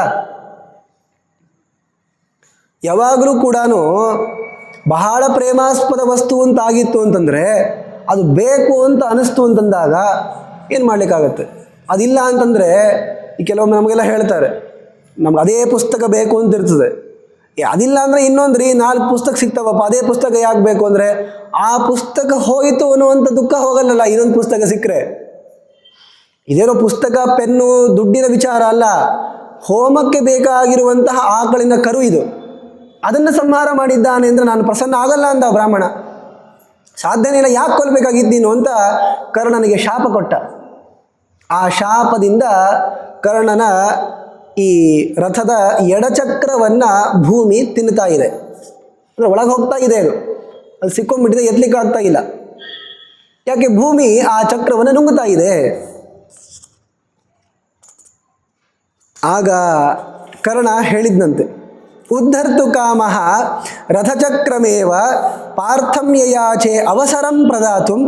ಅರ್ಜುನ, ಒಂದು ಸ್ವಲ್ಪ ಹೊತ್ತು ಕಾಯಪ್ಪ, ಈ ರಥದ ಚಕ್ರವನ್ನು ನಾನು ಸರಿಯಾಗಿ ಎತ್ತುತ್ತೇನೆ, ಆಮೇಲೆ ಯುದ್ಧ ಆಡೋಣ ಅಂತಂದರೆ ಕೃಷ್ಣ ಉತ್ತರ ಕೊಡ್ತಾನೆ, ಆಗಲ್ಲ ಅಂತ. ನೇತ್ಯಾಹ ಕೃಷ್ಣ ಅಂಜಲಿಕಂ ಸುಘೋರಂ ತ್ರಿನೇತ್ರದತ್ತಂ ಜಗರ್ಹೇಚ ಪಾರ್ಥಃ. ಸಾಧ್ಯನೇ ಇಲ್ಲ ಅಂತ ಕೃಷ್ಣ, ತಡಿಲಿಕ್ಕಾಗಲ್ಲ. ಅರ್ಜುನ ಹೋಗ್ಬಿಡು, ಕರ್ಣನ ಕುತ್ತಿಗೆಗೇನೆ ನೀನು ಬಿಡಬೇಕು ಅಂತ. ಆಗ ಅಂಜಲಿಕಾಸ್ತ್ರ ಅಂತ ಆ ಭಯಂಕರವಾಗಿರುವ ಅಂಜಲಿಕಾಸ್ತ್ರವನ್ನು ಕೈಯಲ್ಲಿ ತಗೊಂಡ. ಮಹಾಭಾರತದಲ್ಲಿ ಈ ಪ್ರಸಂಗವನ್ನು ಬಹಳ ಚೆನ್ನಾಗಿ ಹೇಳಿದ್ದಾರೆ. ಒಂದು ಮುಹೂರ್ತ ಕಾಯಪ್ಪ, ಎಷ್ಟು ಒಂದು ಸುಮಾರು 48 ನಿಮಿಷದ ಅಷ್ಟೊತ್ತು ಕಾಯಿ, ನಾನು ರಥದ ಗಾಲಿಯನ್ನು ಸರಿಯಾಗಿ ಕೂಡಿಸ್ತೀನಿ, ಎತ್ತುತ್ತೀನಿ ನಾನು, ಆಮೇಲೆ ಯುದ್ಧ ಆಡೋಣ ಅಂತಂದರೆ ಕೃಷ್ಣ ಸರ್ವಥಾ ಆಗೋದಿಲ್ಲ ಅಂದ. ಅಲ್ಲರಿ, ನಾನು ತಯಾರಿಲ್ಲ, ಈಗಾಗಲೇ ಯುದ್ಧದ ನಿಯಮಗಳನ್ನು ನಾವು ಹೇಳಿದ್ದೇವೆ ನೋಡಿ. ತಯಾರಿಲ್ಲ ಅಂದರೆ ಹೊಡಿಬಾರ್ದು, ಹಿಂದಿಂದ ಹೊಡಿಬಾರ್ದು, 100 ಜನ ಸೇರ್ಕೊಂಡು ಒಬ್ಬನೇ ಹೊಡಿಬಾರ್ದು, ಹೀಗೆಲ್ಲ ಇವೆ ನಿಯಮಗಳು. ಹಾಗೆ ಈಗ ಕರ್ಣ ತಯಾರೇ ಇಲ್ಲಪ್ಪ. ಮತ್ತು ತಯಾರು ಇಲ್ಲದಿರುವಂತಹ ಕಾಲದಲ್ಲಿ ಕೃಷ್ಣ ಇಲ್ಲ ಅಂತಂತಾನೆ, ಬಾಣ ಬಿಡುವಂತಾನೆ ಅಂದರೆ ಇದು ಅಧರ್ಮ ಅಲ್ಲೇನ್ರಿ ಅಂತ ಈಗಿನ ವಿಮರ್ಶಕರೆಲ್ಲ ವಿಚಾರ ಮಾಡ್ತಾರೆ. ಅದು ಕೃಷ್ಣನೇ ಉತ್ತರ ಕೊಟ್ಟಿದ್ದಾನೆ, ಆ ಉತ್ತರವನ್ನು ನೀವೇ ಕೇಳಿ. ಏನಪ್ಪ, ನಾನು ಆಗೋದು ನಿಂದಿರ್ಲಿಕ್ಕೆ ಆಗೋದಿಲ್ಲ, ನಿನ್ನ ಸಲುವಾಗಿ ತಡಿಲಿಕ್ಕೆ ಆಗೋಲ್ಲ ಅಂತಂದರೆ ಇದನ್ನು ಅಧರ್ಮ ಅಂತನ್ನುವ ಭಾವನೆ ನಿನಗೆ ಬಂತಲ್ಲ, ನೀವೇನು ಇಷ್ಟು ದಿವಸ ಧರ್ಮನೇ ಮಾಡ್ಕೊಂಡು ಬಂದಿದ್ದೀರಾ? ತಮಬ್ರವೀತ್ ವಾಸುದೇವೋ ರಥಸ್ಥಃ ರಾಧೇಯ ದೃಷ್ಟಿಯ ಸ್ಮರಸೀಹ ಧರ್ಮಂ.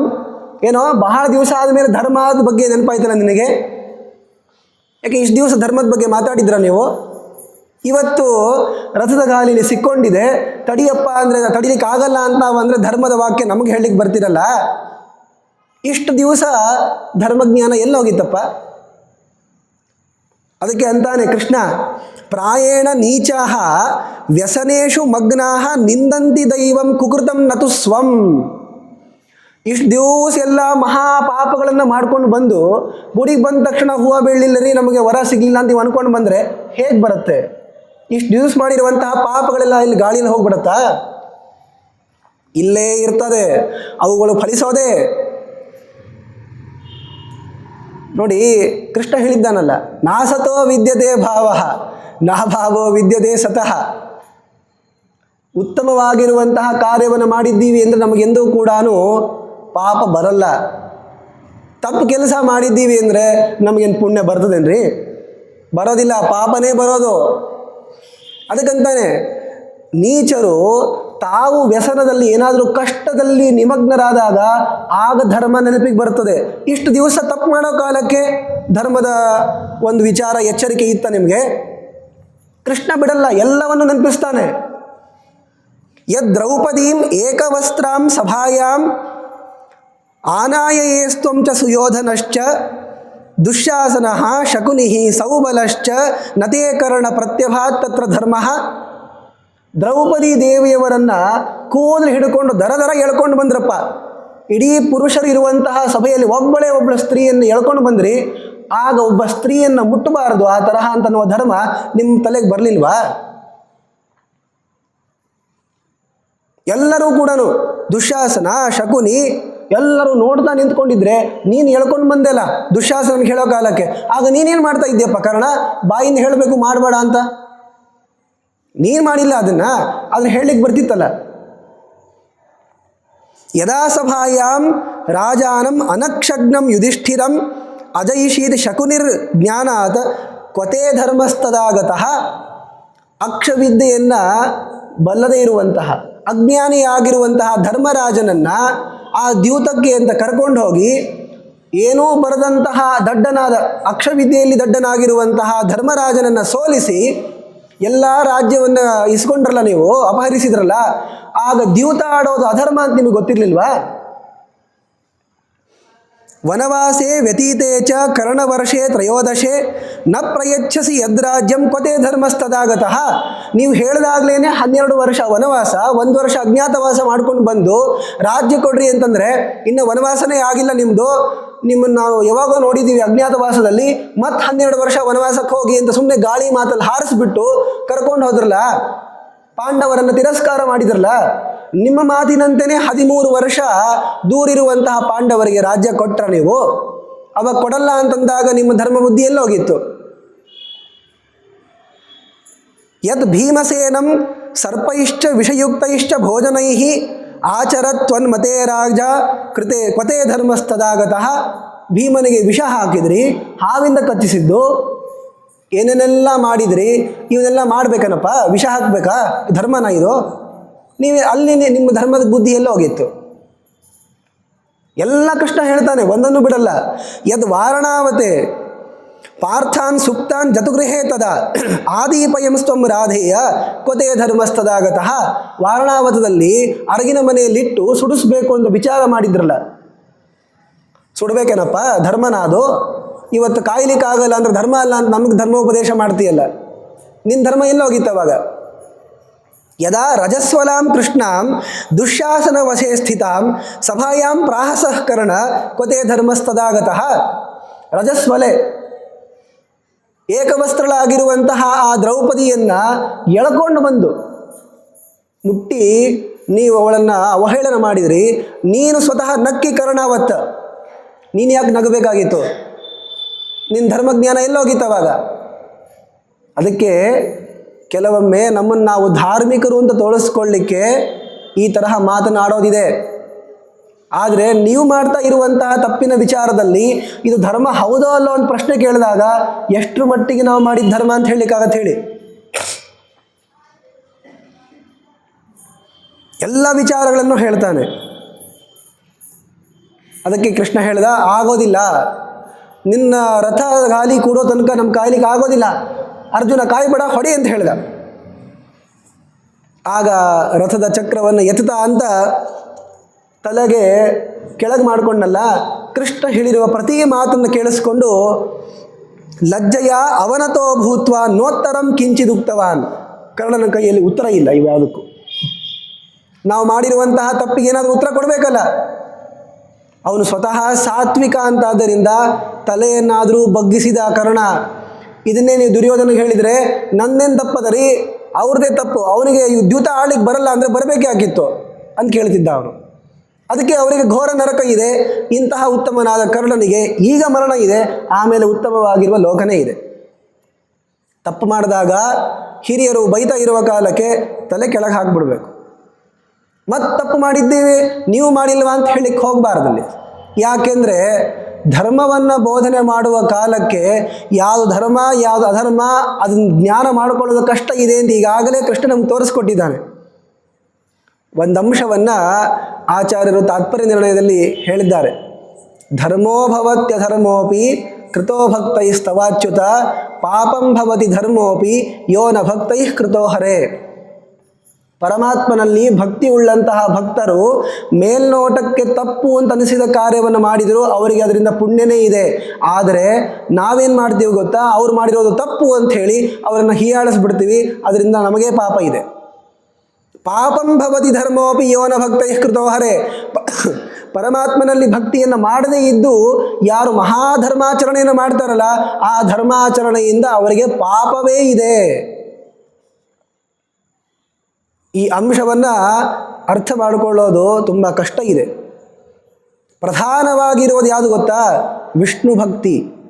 ವಿಷ್ಣು ಭಕ್ತಿ ಎನ್ನುವಂತಹ ಗುಣ ಇಲ್ಲ ಅಂದರೆ ನೀವು ಏನು ದಾನ ಧರ್ಮ ತಪಸ್ಸನ್ನು ಮಾಡಿದರೂ ಕೂಡ ಅವೆಲ್ಲವೂ ಕೂಡ ಯಾವುದೇ ಮಹಾಫಲವನ್ನು ತಂದು ಕೊಡೋದೇ ಇಲ್ಲ.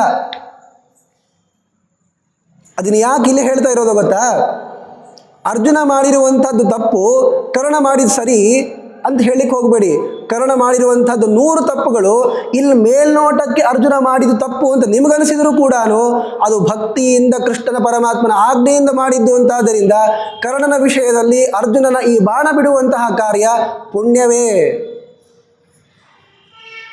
ಇಲ್ಲ ಅಂದರೆ ದ್ರೌಪದಿ ದೇವಿಯವರನ್ನು, ರಜಸ್ವಲೆಯಾದ ಅಂತಹ ಆ ಸ್ತ್ರೀಯನ್ನು ಎಳ್ಕೊಂಡು ಬಂದಿರುವಂತಹ ದುಶ್ಯಾಸನ ಮಾಡಿದ್ದನ್ನು ತಪ್ಪು ಅಂತನ್ಲಿಕ್ಕೆ ಕರ್ಣನ ಬಾಯಿ ಯಾಕೆ ಬರಲಿಲ್ಲ? ಆವಾಗ ಒಬ್ಬನೇ ಒಬ್ಬ ವಿದುರ, ಎಂತಹ ಧೈರ್ಯ ನೋಡಿ ವಿದುರನಿಗೆ. ಎಲ್ಲರನ್ನೂ ಎದುರು ಹಾಕ್ಕೊಂಡು ಇದು ಅಧರ್ಮ, ಇದನ್ನು ನೀವು ಮಾಡಬಾರ್ದು ಅಂತ ಭೀಷ್ಮ ದ್ರೋಣ ಮುಂತಾದ ಹಿರಿಯರಿರುವಂತಹ ಸಭೆಯಲ್ಲಿ ವಿದುರ ಮಾತಾಡಿದ. ಅದಕ್ಕೆ ಕೃಷ್ಣ ಪರಮಾತ್ಮ ವಿದುರನಿಗೆ ಒಲಿದದ್ದು. ಭೀಷ್ಮರಿಗೆ ಮೇಲೂ ಒಲಿಲಿಲ್ಲ, ದ್ರೋಣಾಚಾರ್ಯರ ಮೇಲೂ ಪ್ರಸನ್ನ ಆಗಲಿಲ್ಲ ಪರಮಾತ್ಮ. ಇನ್ನು ದುರ್ಯೋಧನ ದುಶ್ಯಾಸನನ ಮೇಲೆ ಬಿಡ್ತಾನಾ? ನೋಡಿ, ನಾವು ಮಾಡಿರುವಂತಹ ತಪ್ಪುಗಳನ್ನು ಮುಚ್ಚಾಕ್ಲಿಕ್ಕೆ ಆಗೋದಿಲ್ಲ. 4 ಜನಕ್ಕೆ ಗೊತ್ತಾಗಲಿಕ್ಕಿಲ್ಲ. ಆದರೆ ಯಾವತ್ತಿಗೂ ಕೂಡ ಧರ್ಮ, ಅಗ್ನಿ, ವರುಣ, ಚಂದ್ರ, ಆ ಸೂರ್ಯರು ಇವರೆಲ್ಲರೂ ಕೂಡ ಸಾಕ್ಷಿ, ಯಮ ಸಾಕ್ಷಿ, ಸ್ವತಃ ಪರಮಾತ್ಮ ಸಾಕ್ಷಿಯಾಗಿರ್ತಾನೆ. ಸರ್ವಲೋಕ ಸಾಕ್ಷಿಣಃ, ವಾಯುದೇವರು ಯಾವಾಗಲೂ ಸಾಕ್ಷಿಯಾಗಿರ್ತಾರೆ. ಆ ತಪ್ಪಿನಿಂದ ತಪ್ಪಿಸ್ಕೊಳ್ಳಿಕ್ಕಾಗಲ್ಲ. ನಾವು ಮಾಡಿರುವಂತಹ ಪಾಪಗಳಿಂದ ನಮಗೆ ಶಿಕ್ಷೆ ಆಗೋದೇ ಇದೆ. ಭಯ ಆಗ್ತಾ ಇದ್ದರೆ ಈಗೇ ಕ್ಷಣದಲ್ಲಿ ಕೃಷ್ಣ ಪರಮಾತ್ಮನ ಮುಖ್ಯ ಪ್ರಾಣದೇವರ ಪಾದ ಹಿಡಿಬೇಕು, ಪಾಪ ಪರಿಹಾರ ಮಾಡ್ತಾರೆ. ಅಹಂ ತ್ವಾ ಸರ್ವ ಪಾಪೇಭ್ಯೋ ಮೋಕ್ಷಯಿಷ್ಯಾಮಿ ಮಾ ಶುಚಃ. ಶೋಕ ಪಡ್ಲಿಕ್ಕೆ ಹೋಗಬೇಡಿ, ನಾನು ನಿಮ್ಮನ್ನು ರಕ್ಷಣೆ ಮಾಡ್ತೀನಿ ಅಂತ ಕೃಷ್ಣ ಬಾಯಿ ತೆರೆದು ನಮಗೆ ಹೇಳ್ತಾ ಇದ್ದರೂ ಕೂಡ ಇವತ್ತು ಬರಲಿಕ್ಕಾಗಲ್ಲಪ್ಪ, ನಾಳೆ ಬರ್ತೀವಿ, ಸ್ವಲ್ಪ ಕೆಲಸ ಇದೆ ಅಂತ ಅಂತೀವಿ ಅಂತಂದರೆ ನಮಗೆ ನಾವು ಮಾಡಿರುವಂತಹ ಪಾಪ ಬಿಡುತ್ತಾ ಹೇಳಿ. ಆದ್ದರಿಂದ ಇಷ್ಟು ದಿವಸ ತಪ್ಪನ್ನು ಮಾಡಿ ಇವತ್ತು ಒಂದೇನೋ ಧರ್ಮ ನೀವು ಮಾಡ್ತಾ ಇಲ್ಲ ಅಂತ ಅನ್ನೋದನ್ನು ತೋರಿಸುವಂತಹ ಆ ಕರ್ಣನ ಮಾತಿಗೆ ಏನೇನೂ ಬೆಲೆ ಇಲ್ಲ. ವಾದಿರಾಜರು ಈ ಪ್ರಸಂಗವನ್ನು ಹೇಳುವ ಕಾಲಕ್ಕೆ ಈ ಒಂದು ಅಂಶವನ್ನು ಹೇಳ್ತಾರೆ. ಅರ್ಜುನ ಬಾಣವನ್ನು ಬಿಟ್ಟಾಗ ಕರ್ಣ ತಲೆ ಕೆಳಗೆ ಮಾಡಿಕೊಂಡಿದ್ದ. ಆಗ ಬಾಣವನ್ನು ಎಷ್ಟು ವೇಗದಿಂದ ಬಿಡ್ತಾನೆ ಅಂದರೆ ಕರ್ಣನ ಕುತ್ತಿಗೆ ಹಾರು ಹೋಗಬೇಕು. ಆ ರೀತಿಯಲ್ಲಿ ಅರ್ಜುನ ಬಾಣವನ್ನು ಬಿಟ್ಟನಂತೆ. ಬಾಣ ಬಿಡುವ ಕಾಲಕ್ಕೆ ಹೇಗೆ ಬಿಟ್ಟ ಅನ್ನೋದನ್ನು ಆಚಾರ್ಯರು ವರ್ಣಿಸ್ತಾರೆ. ಸತ್ಯೇನ ಧರ್ಮೇಣ ಚ ಸನ್ನಿಯೋಜ್ಯ ಮುಮೋಚ ಕರ್ಣಸ್ಯ ವಧಾಯ ಬಾಣಂ ಚಿಚ್ಛೇದ ತೇನೈವ ಚ ತಸ್ಯ ಶೀರ್ಷಂ ಸಂಧಿತ್ಸತೋ ಬಾಣವರಂ ಸುಘೋರಂ. ತಾನು ಇಷ್ಟು ದಿವಸಗಳ ಪರ್ಯಂತ ಏನು ಸತ್ಯ ಅನುಷ್ಠಾನವನ್ನು ಮಾಡಿದ್ದಾನೆ, ಧರ್ಮಾನುಷ್ಠಾನವನ್ನು ಮಾಡಿದ್ದಾನೆ ಅರ್ಜುನ, ಈ ಸತ್ಯ ಧರ್ಮಾನುಷ್ಠಾನದಿಂದ ಬಂದಿರುವಂತಹ ಪುಣ್ಯವನ್ನು ಪರಮಾತ್ಮ ನೀನು ಪ್ರಸನ್ನನಾಗಿ ಈ ಧರ್ಮದ ಫಲದಿಂದ ಇವನನ್ನು ಕೊಲ್ಲುವಂತಾಗಲಿ ಅಂತ ಪ್ರಾರ್ಥನೆ ಮಾಡಿಕೊಂಡು ಕರ್ಣನನ್ನು ಕೊಲ್ತಾನೆ. ಈ ಪ್ರಸಂಗದಲ್ಲೂ ಹಾಗೆ ಬರುತ್ತೆ, ಮುಂದೆ ಶಲ್ಯನನ್ನು ಕೊಲ್ಲೋ ಕಾಲಕ್ಕೂ ಹೀಗೆ ಬರ್ತದೆ. ಸತ್ಯ ಹಾಗೂ ಧರ್ಮ. ಅರ್ಜುನ ಅಂತಾನೆ, ಇಷ್ಟು ವರ್ಷಗಳ ಪರ್ಯಂತ ನಾನೇನಾದರೂ ಸತ್ಯ ಮಾತಾಡಿದರೆ, ನಾನೇನಾದರೂ ಧರ್ಮ ಮಾಡಿದರೆ ಪರಮಾತ್ಮ ನಿನ್ನ ಅನುಗ್ರಹದಿಂದ ಈ ಬಾಣ ಬಿಡ್ತೀನಿ, ಕರ್ಣ ಸಾಯಬೇಕು ಅಂತ ಹೇಳಿ ಬಾಣವನ್ನು ಬಿಡ್ತಾ ಇದ್ದಾನೆ ಪರಮಾತ್ಮನಲ್ಲಿ ಪ್ರಾರ್ಥನೆಯನ್ನು ಮಾಡಿಕೊಂಡು. ಅರ್ಜುನನಂತಹ ಮಹಾತ್ಮನೇ ಹೇಳ್ತಾ ಇದ್ದಾನೆ, ನಾನೇನಾದರೂ ಒಂದು 4 ಸರಿ ಕೆಲಸ ಮಾಡಿದರೆ ಈ ಬಾಣ ಸಫಲ ಆಗಲಿ ಅಂತ. ಇನ್ನು ನಾವು ಮಾಡಿರುವಂಥದ್ದು ಎಲ್ಲವನ್ನೂ ನಾವು ಸತ್ಕಾರ್ಯ ಅಂತ ಭ್ರಮದಲ್ಲಿ ನಾವು ಕೂತ್ಕೊಂಡಿದ್ದೇವೆ. ಆಗ ಬಾಣವನ್ನು ಬಿಟ್ಟ. ಚಿಚ್ಛೇದ ತೇನೈವ ಚ ತಸ್ಯ ಶೀರ್ಷಂ, ಕರ್ಣನ ಕುತ್ತಿಗೆಯನ್ನು ಅರ್ಜುನ ಹಾರಿಸಿದ. ಅಪರಾಹ್ಣೇ ಪರಾಹ್ಣಸ್ಯ ಸೂರ್ಯಜಸ್ಯೇಂದ್ರ ಸೂನುನ ಚಿನ್ನಂ ಅಂಜಲಿಕೇನಾಜೌ ಸೋತ್ಸೇನಮಪರಚ್ಛಿರಃ. ಅಂಜಲಿಕಾಸ್ತ್ರದಿಂದ ಈ ಕರ್ಣನ ಸಂಹಾರವನ್ನು ಮಾಡಿದ್ದಾನೆ. ಯುದ್ಧದ ಅಪರಾಹ್ನ ಕಾಲ ಇನ್ನೇನು ಮುಗಿಲಿಕ್ಕೆ ಬರಬೇಕು. ಅಂತಹ ಕಾಲದಲ್ಲಿ ಅಪರಾಹ್ನ ವಯಸ್ಕನಾದವನು ಅಂದರೆ ತುಂಬ ಮುದುಕ ಆಗಲಿಕ್ಕೆ ಬಂದಿರುವಂತಹ ಈ ಕರ್ಣನನ್ನು ಸಂಹರಿಸಿದ್ದಾರೆ. ಹೀಗೆ 2 ದಿವಸದ ಸೇನಾಪತ್ಯವನ್ನು ಮಾಡಿರುವಂತಹ ಕರ್ಣ ಇವತ್ತು ಅರ್ಜುನನ ಬಾಣಗಳಿಂದ ಹತನಾಗಿ ಮೃತನಾದ. ನೋಡಿ, ಇಲ್ಲಿ ಪರಶುರಾಮ ದೇವರ ಒಂದು ಶಾಪವೂ ಕೂಡ ಕಾರಣ. ಅವನಿಗೆ ಈ ಕೊನೆಗಾಲಕ್ಕೆ ಎಲ್ಲ ಮಂತ್ರಗಳನ್ನು ಹೇಳಬೇಕಲ್ಲ, ಅಸ್ತ್ರ ಪ್ರಯೋಗ ಮಾಡೋ ಕಾಲಕ್ಕೆ ಅವೆಲ್ಲವೂ ಕೂಡ ಮರ್ತು ಹೋದುವಂತೆ. ಯಾಕೆ? ನಿನ್ನ ಅಂತ್ಯಕಾಲ ಬಂದಾಗ ಇವೆಲ್ಲವೂ ಮರ್ತು ಹೋಗಲಿ, ಸ್ಪರ್ಧೆಯಿಂದ ಆಡಿದರೆ ಸೋತು ಹೋಗುವಂತಾಗಲಿ ಅಂತ ಶಾಪ ಕೊಟ್ಟವರು ಇದೇ ಪರಶುರಾಮ ದೇವರೇನೆ. ಆದ್ದರಿಂದ ಹೇಗೆ ಒಬ್ಬ ವ್ಯಕ್ತಿಯನ್ನು ಮೇಲೆ ಎತ್ತಲಿಕ್ಕೆ ಅಂತ ವರಗಳಿರ್ತಾವೋ ಹಾಗೆ ಶಾಪಗಳೂ ಕೂಡ ತುಂಬ ಕೆಳಗೆ ಹಾಕಿಬಿಡ್ತವೆ ನಮ್ಮನ್ನು. ನೋಡಿ, ಕರ್ಣನಿಗೆ ಈ ಬ್ರಾಹ್ಮಣ ಕೊಟ್ಟಂತಹ ಶಾಪವನ್ನು ಪರಿಹಾರ ಮಾಡ್ಕೊಳ್ಳಿಕ್ಕೆ ಆಗಲಿಲ್ಲ. ಭಾಗವತದಲ್ಲಿ ಒಂದು ಮಾತು ಬರ್ತದೆ, ದಿತಿದೇವಿಗೆ ಹಿರಣ್ಯಾಕ್ಷ ಹಿರಣ್ಯಕಶಿಪು ಅನ್ನುವ ಇಬ್ಬರು ಮಕ್ಕಳು ಮುಂದೆ ಹುಟ್ಟುತ್ತಾರೆ. ಅಕಾಲದಲ್ಲಿ ಕಶ್ಯಪರ ಸಂಘ ಮಾಡಿದ್ದಕ್ಕೆ ಕಶ್ಯಪರಂತಾರೆ, ನೋಡು ದಿತಿ, ನಾನು ಬೇಡ ಅಂದರೂ ಕೂಡ ನನ್ನ ಸಂಘ ಮಾಡಿದೀಯಾ, ಅದು ಸಾಯಂಕಾಲದಲ್ಲಿ, ಇದರಿಂದ ಘೋರರಾಗಿರುವಂತಹ ಮಕ್ಕಳು ಹುಡ್ತಾರಮ್ಮ ಅಂತ ಹೇಳಿದರು. ಭಯ ಆಗೋಯ್ತು ದಿತಿದೇವಿಗೆ, ಏನು ಮಾಡೋದು? ಆದರೆ ಹೇಳಿದರು ಅವರು, ಏನು ಚಿಂತೆ ಮಾಡಬೇಡ, ನಿನ್ನ ಮೊಮ್ಮಗ ಬಹಳ ಚಲೋ ಇರ್ತಾನೆ ಅಂತ, ಪ್ರಹ್ಲಾದ. ಅಷ್ಟೇ ಅಲ್ಲ, ಇವರಿಬ್ಬರನ್ನು ಸಂಹಾರ ಮಾಡಲಿಕ್ಕೆ ಸ್ವತಃ ಪರಮಾತ್ಮನೇ ಬರ್ತಾನೆ. ಹಿರಣ್ಯಾಕ್ಷನನ್ನು ವರಾಹ ರೂಪದಿಂದ ಪರಮಾತ್ಮ ಸಂಹರಿಸಿದ, ಹಿರಣ್ಯಕಶಿಪುವನನ್ನು ನರಸಿಂಹ ರೂಪದಿಂದ ಅಂತ ಸಂತೋಷಪಟ್ಲು ದಿತಿದೇವಿ. ಯಾಕೆ ಗೊತ್ತಾ? ದೇವರೇ ಬಂದು ನನ್ನ ಮಕ್ಕಳನ್ನು ಸಂಹಾರ ಮಾಡಿದ್ನಲ್ಲ, ಬಹಳ ಸಂತೋಷ ಕಶ್ಯಪರೇ. ಮಾ ಕ್ರುದ್ಧಾತ್ ಬ್ರಾಹ್ಮಣಾತ್ ಪ್ರಭೋ, ಸಿಟ್ಟಿಗೆರುವಂತಹ ಬ್ರಾಹ್ಮಣನ ಶಾಪದಿಂದ ಸಾಯಲ್ವಲ್ಲ, ಅಷ್ಟು ಸಾಕು ಅಂತಂದು. ಅಂದರೆ ಪರಮಾತ್ಮನ ಚಕ್ರದಿಂದಲೋ ಅಥವಾ ಕೈಯಿಂದಲೋ ಹೊಡೆಸ್ಕೊಂಡು ಸಾಯೋದು ಬೇಕ್ರಿ, ಆದರೆ ತಪಸ್ವಿಯಾಗಿರುವಂತಹ ಬ್ರಾಹ್ಮಣನ ಶಾಪಕ್ಕೆ ಗ್ರಸ್ತರಾಗಿ ಸಾಯೋದು ಇಂಥದ್ದು ಯಾರಿಗೂ ಬರಬಾರ್ದು ಅಂತಂತಾಳೆ ದಿತಿ. ನನ್ನ ಮಕ್ಕಳು ಬ್ರಾಹ್ಮಣರಿಗೆ ಪೀಡೆ ಕೊಡೋದೇ ಇವರು, ಕೊಟ್ಟೇ ಕೊಡ್ತಾರೆ, ಅವರು ಶಾಪ ಕೊಡ್ತಾರೆ. ಮತ್ತೆ ಆಗ ಅದರಿಂದ ಸಾಯೋ ಅಂತ ಆಗೋದು ಬೇಡ ಅಂತ ಕೇಳ್ಕೊಂಡಿರ್ತಾಳೆ. ಏನು ಚಿಂತೆ ಮಾಡಬೇಡ, ದೇವರೇ ಕೊಲ್ತಾನೆ ಅಂತ ಹೇಳಿರ್ತಾರೆ. ಇದನ್ನು ಯಾಕೆ ಹೇಳಿದ್ದು ಗೊತ್ತಾ? ಶಂಕೆ ಭೃಶಂ ಬ್ರಹ್ಮಕುಲಾವಮಾನ ಅಂತಂದು ಮಾತಿದೆ. ಉತ್ತಮರಾಗಿರುವಂತಹ ತಪಸ್ವಿಗಳಾಗಿರುವಂತಹ ಬ್ರಾಹ್ಮಣರ ಶಾಪಕ್ಕೆ ಗುರಿಯಾದರೆ ಪರಮಾತ್ಮನು ಅವರನ್ನು ರಕ್ಷಣೆ ಮಾಡಲ್ಲ. ಯಾಕೆ? ಸ್ವತಃ ತನ್ನ ಕುಲವನ್ನೇ ಅದೇ ನಿಮಿತ್ತ ಮಾಡಿಕೊಂಡದ್ದಲ್ವ ಪರಮಾತ್ಮ. ಬ್ರಾಹ್ಮಣರ ಶಾಪ ಕೊಡಿಸೇನೆ ಯಾದವರ ನಾಶ ಆಗಿದ್ದು, ಸ್ವತಃ ತಾನೂ ದೇಹ ಬಿಟ್ಟಂತೆ ನಾಟಕನೂ ಮಾಡ್ದ ಇಂತಹ ಪರಮಾತ್ಮ ಇಲ್ಲಿ ಕರ್ಣನ ವಿಷಯದಲ್ಲಿ ಆ ಬ್ರಾಹ್ಮಣರ ಶಾಪವನ್ನು ಸುಳ್ಳು ಮಾಡ್ತಾನ? ಮಾಡಲ್ಲ. ಇಲ್ಲಿ ನಮ್ಮ ಬಗ್ಗೆ ಹೇಳ್ತಾ ಇದ್ದಾರೆ ಅಂತ ನೀವೇನು ಅನ್ಕೊಳ್ಬೇಡಿ, ತಪಸ್ವಿಗಳಾಗಿರುವಂತಹ ಬ್ರಾಹ್ಮಣರ ಬಗ್ಗೆ ಹೇಳ್ತಾ ಇರೋದು. ಆದ್ದರಿಂದ ಕರ್ಣ ಎಷ್ಟೇ ಪ್ರಯತ್ನ ಪಟ್ಟರೂ ಕೂಡ ತನ್ನ ಪ್ರಾಣವನ್ನು ಉಳಿಸ್ಕೊಳ್ಳಿಕ್ಕಾಗಲಿಲ್ಲ. ಅಧರ್ಮ ಪಕ್ಷವನ್ನು ಹಿಡಿದಿದ್ದಕ್ಕೆ ಇಲ್ಲೇನು ತಪ್ಪು ಮಾಡಿದ, ಆದರೆ ಅವನ ದೇಹದಿಂದ ದಿವ್ಯವಾಗಿರುವಂತಹ ತೇಜಸ್ಸು ಆಕಾಶ ಮಾರ್ಗಕ್ಕೆ ಹೋಯಿತು ಎಂದು ಸ್ವತಃ ಮಹಾಭಾರತದಲ್ಲಿ ಹೇಳ್ತಾರೆ. ನೋಡಿ, ಎಲ್ಲರಿಗೂ ಕೂಡ ಆರೋಗ್ಯಪ್ರದನಾದವನು ಆದಿತ್ಯ ಸೂರ್ಯ, ಅಂಥವನ ಅಂಶ, ಅವನ ಅವತಾರ ಕರ್ಣ, ತುಂಬ ತೇಜಸ್ವಿಯಾದವನು. ಇಂತಹ ಕರ್ಣ ದೇಹದ ಪರಿತ್ಯಾಗವನ್ನು ಮಾಡಿ ತನ್ನ ಲೋಕವನ್ನು ಪಡೆದಿದ್ದಾನೆ. ಅವನಲ್ಲಿ ಇರುವಂತಹ ಈ ಕೆಟ್ಟ ಕೆಲಸ ಮಾಡಲಿಕ್ಕೆ ಕಾರಣನಾಗಿರುವಂತಹ ಸಹಸ್ರವರ್ಮ ಎನ್ನುವಂತಹ ಅಸುರನೂ ಕೂಡ ನಿವೃತ್ತನಾಗಿದ್ದಾನೆ. ಹೇಳ್ತಾರೆ, ಧರ್ಮರಾಜನಿಗೆ ಈ ಸುದ್ದಿ ಗೊತ್ತಾಯಿತು, ಕರ್ಣನ ಸಂಹಾರ ಆಯಿತು ಅಂತಂದಾಗ ಅಂತಾನೆ, ಎಂತಹ ಉತ್ತಮನಾದ ವ್ಯಕ್ತಿ, ಒಬ್ಬನಿಗೂ ಕೂಡ ಕರ್ಣ ಕೊಡಲ್ಲ, ಈ ಕೆಲಸ ಆಗಲ್ಲ ಅಂತ ಒಂದು ದಿವಸವೂ ಕೂಡ ಹೇಳಿಲ್ಲ. ತಾನು ಸೋಲ್ತಾನೆ ಅಂತ ಅನ್ನೋದು ಗೊತ್ತಿದೆ, ಈ ಕವಚ ಕುಂಡಲಗಳನ್ನು ಬಿಚ್ಚಿಕೊಟ್ರೆ ನಾನು ಗೆಲ್ಲಿಕ್ಕಾಗೋದಿಲ್ಲ ಅಂತ ಅನ್ನೋದು ಗೊತ್ತಿದ್ರೂ ಕೂಡ ಬ್ರಾಹ್ಮಣ ವೇಷದಲ್ಲಿ ಬಂದು ಕೇಳಿದ್ದಕ್ಕೆ ತನ್ನ ಅಸ್ತ್ರದಾನವನ್ನು, ತನ್ನ ಕವಚ ಕುಂಡಲಗಳನ್ನು ದಾನ ಮಾಡಿಬಿದ. ಒಂದು ದಿವಸ ಒಬ್ಬ ಬ್ರಾಹ್ಮಣನಿಗೂ ಕೂಡ ದಾನ ಮಾಡದೆ ಊಟ ಮಾಡಿಲ್ಲ ಇವನು. ಅದಕ್ಕೇನೆ ದಾನಶೂರ ಕರ್ಣ ಅಂತ ಪ್ರಸಿದ್ಧಿ ಯಾಕೆ ಬಂದದ್ದು ನೋಡಿ. ದೇವತೆಗಳು ಉತ್ತಮವಾಗಿರುವಂತಹ ಗುಣವನ್ನು ಲೋಕದಲ್ಲಿ ತೋರಿಸ್ತಾರೆ.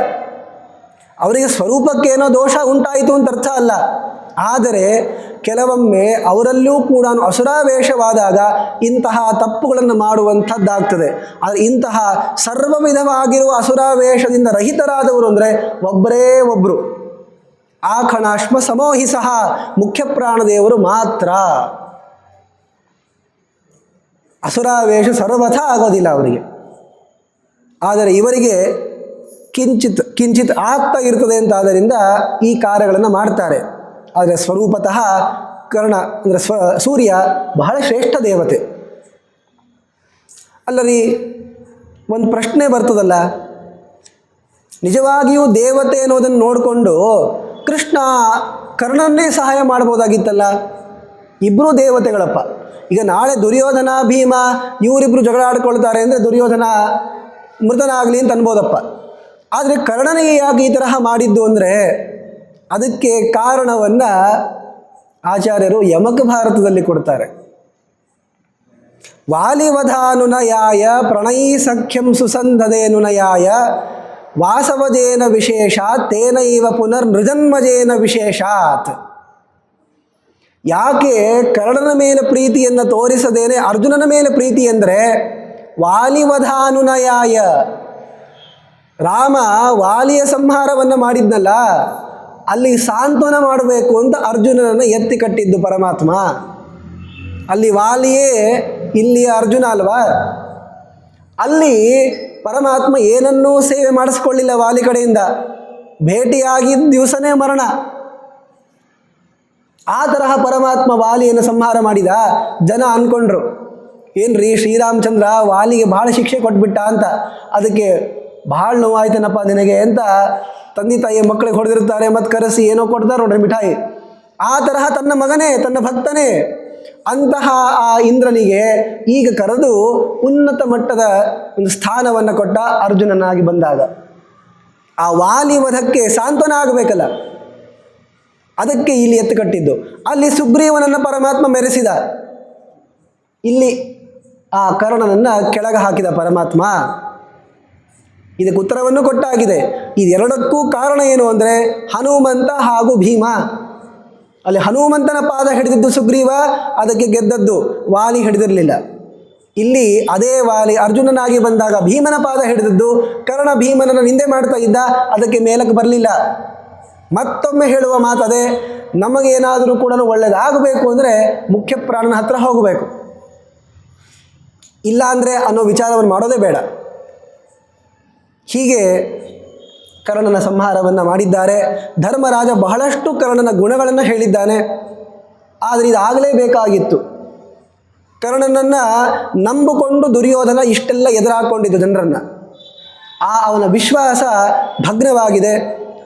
ದುರ್ಯೋಧನ ದೀನಮುಖ ಸುಯೋಧನ, ತುಂಬ ಸಣ್ಣ ಮುಖ ಮಾಡಿಕೊಂಡ. ಇನ್ನು ಯಾರ ಮುಂದೆ ಹೇಳಬೇಕು? ದುಶ್ಯಾಸನೂ ಸತ್ತೋದ, ಕರ್ಣನೂ ಸತ್ತು ಹೋಗ್ಬಿಟ್ಟ. ಉಳ್ಕೊಂಡಿರೋದು ಅವನು, ಅವ್ರ ಮಾಮ, ಇಬ್ಬರಿದ್ದಾರಷ್ಟೇ ಅಂದರೆ ಪ್ರಧಾನರಾಗಿ. ಇನ್ನು ಅನೇಕ ಜನ ಇದ್ದಾರೆ, ಪ್ರಧಾನರಾಗಿ ಇವರಿರೋದು. ಇವರೆಲ್ಲರ ಸಂಹಾರ ಹೇಗಾಗ್ತದೆ ಅವೆಲ್ಲ ವಿಚಾರಗಳನ್ನು ನಾಳಿನ ದಿವಸ ನೋಡೋಣ ಅಂತ ಹೇಳ್ತಾ, ಹೀಗೆ ಪರಮಾತ್ಮನ ಅನುಗ್ರಹದಿಂದ ಅರ್ಜುನನೂ ಕೂಡ ರಕ್ಷಿತನಾದ. ಎಂತಹ ಪ್ರಸಂಗದಲ್ಲೂ ಕೂಡ ಪರಮಾತ್ಮನ ಕೈ ಹಿಡಿದಾಗ ನಾವು ಎದ್ದು ಬರಬಹುದು ಅಂತನ್ನೋದಕ್ಕೆ ಅರ್ಜುನನೇ ಸಾಕ್ಷಿ. ಧರ್ಮವನ್ನು ಮಾಡ್ತಾ ಇದ್ದಾಗ ಎಂದಿಗೂ ಕೂಡ ಪರಾಜಯ ಆಗೋದಿಲ್ಲ ಅನ್ನೋದನ್ನು ಪರಮಾತ್ಮ ತೋರಿಸ್ಕೊಟ್ಟಿದ್ದಾನೆ. ಅವತ್ತಿನ ದಿವಸ ಯುದ್ಧವನ್ನು ಮುಗಿಸಿದ್ದಾರೆ. 17ನೇ ದಿವಸದ ಯುದ್ಧ ಸಮಾಪ್ತವಾಗಿದೆ. ಎಲ್ಲರೂ ಕೂಡ ಶಿಬಿರಕ್ಕೆ ಬಂದಿದ್ದಾರೆ. ಶಿಬಿರದಲ್ಲಿ ಬಂದು ಕೃಷ್ಣ ಪರಮಾತ್ಮನಿಗೆ ನಮಸ್ಕಾರವನ್ನು ಹಾಕಿ ಅವನನ್ನು ಸ್ತೋತ್ರ ಮಾಡ್ತಾ ಎಲ್ಲರೂ ಕೂಡ ಆನಂದದಿಂದ ಇದ್ದಾರೆ ಎನ್ನುವ ಕಥೆಗೆ ಈ ಕರ್ಣ ಪರ್ವದ ಸಮಾಪ್ತಿಯಾಗುತ್ತದೆ. ಇನ್ನು ಮುಂದೆ ಶಲ್ಯ ಪರ್ವದ ಆರಂಭ. ಅಲ್ಲೇನು ವಿಚಾರಗಳಿವೆ ಅನ್ನೋದನ್ನು ನಾಳಿನ ದಿವಸ ನೋಡೋಣ ಅಂತ ಹೇಳ್ತಾ ಇವತ್ತಿನ ಪ್ರವಚನವನ್ನು ಗುರುಗಳಿಗೆ ಅರ್ಪಣೆ ಮಾಡ್ತಾ ಇದ್ದೀನಿ. ಶ್ರೀಕೃಷ್ಣ ಅರ್ಪಣಮಸ್ತು.